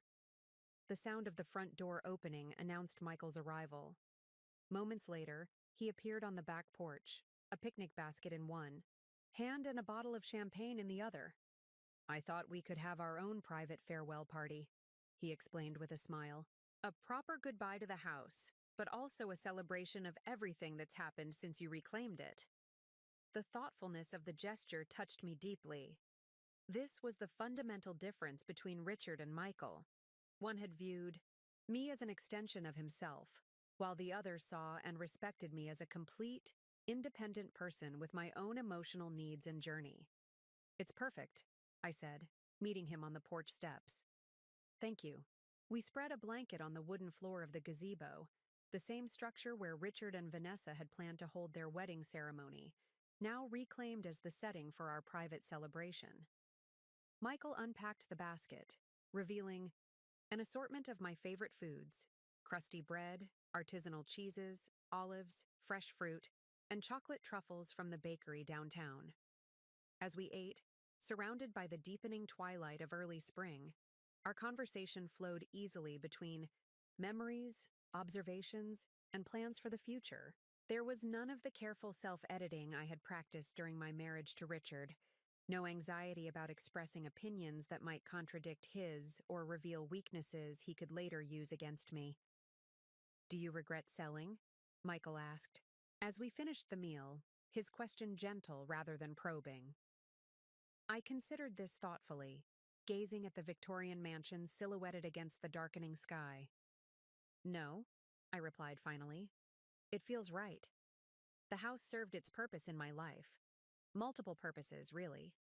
It taught me about my own capacity for independent action, about standing my ground, about reclaiming what's mine." I paused, sipping my champagne before continuing. "But it's also entangled with too much history. My marriage to Richard, his betrayal, the conflict over ownership. I'm ready for something that's purely mine, without those complicated associations." Michael nodded, understanding without requiring further explanation. "Have you decided what you're looking for? In your next home, I mean." The question prompted a smile, as it reminded me of the research I'd been quietly conducting over the past few weeks. "Actually, I have some ideas. I've been looking at properties downtown, not condos like my current place, but one of those historic townhouses near the museum. Something with character but more manageable than Oakwood Heights. A place I can really make my own." "That sounds perfect for you," he said, his expression warm with genuine interest rather than the polite attention Richard would have offered before redirecting the conversation to his own priorities. As darkness settled around us, Michael reached into the picnic basket once more and withdrew a small wrapped package. I brought something else, he said, offering it to me. A farewell gift for the house, but also a recognition of everything this year has meant. Curious, I unwrapped the package to find a beautifully crafted wooden box. Inside, nestled on velvet, was a vintage key, not to this house or any real door, but an ornate antique skeleton key that seemed to belong in a fairy tale rather than a modern lock. It's symbolic, Michael explained as I lifted it from the box. Not a key to lock anything away, but to unlock whatever comes next. Your future, your choices, your life. Entirely yours to discover and create. The thoughtfulness of the gift brought unexpected tears to my eyes. In its simple metaphor, it captured exactly what this journey had ultimately been about. Not the house itself, but the reclamation of my power to shape my own life. It's perfect, I said softly. Thank you. As we packed up our impromptu picnic and prepared to leave the house for the final time, I paused in the foyer for one last look. The space that had once represented my dreams of a future with Richard, then become the battlefield for a painful reckoning after his betrayal, now felt peaceful. A chapter completed, its lessons integrated, its purpose fulfilled. Outside, the spring evening was cool but not cold, the air filled with the promise of renewal. Michael loaded our picnic things into his car, while I locked the front door for the last time, the key that would soon belong to Judge Harrington and Martha secure in an envelope in my purse. Ready? Michael asked as I joined him at the car.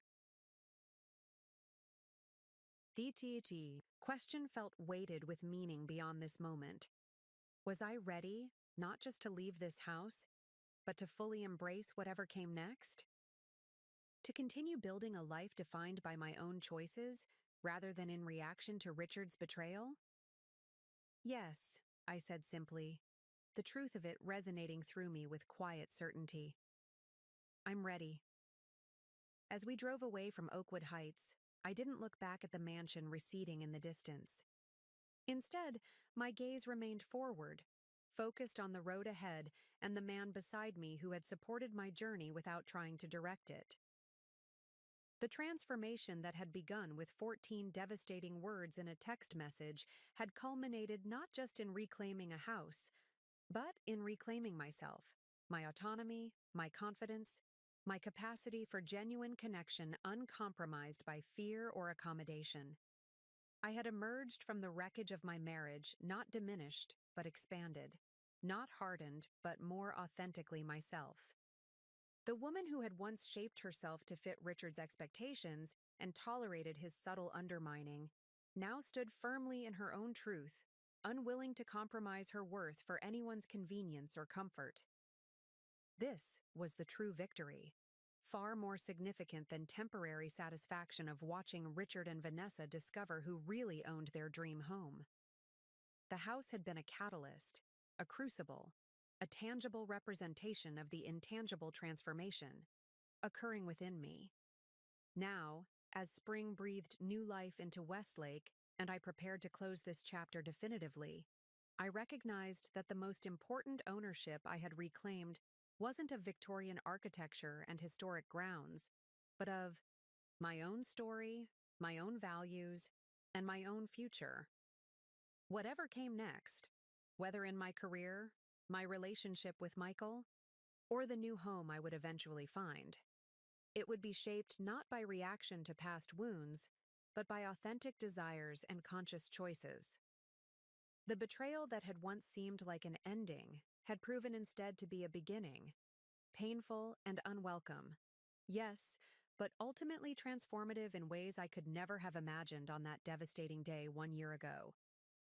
As we turned onto the main road leading downtown, Michael reached across to take my hand, a simple gesture of connection that required no words. I interlaced my fingers with his, grateful for his presence, but equally grateful for my own hard-won strength that allowed me to choose this relationship rather than cling to it from fear or need.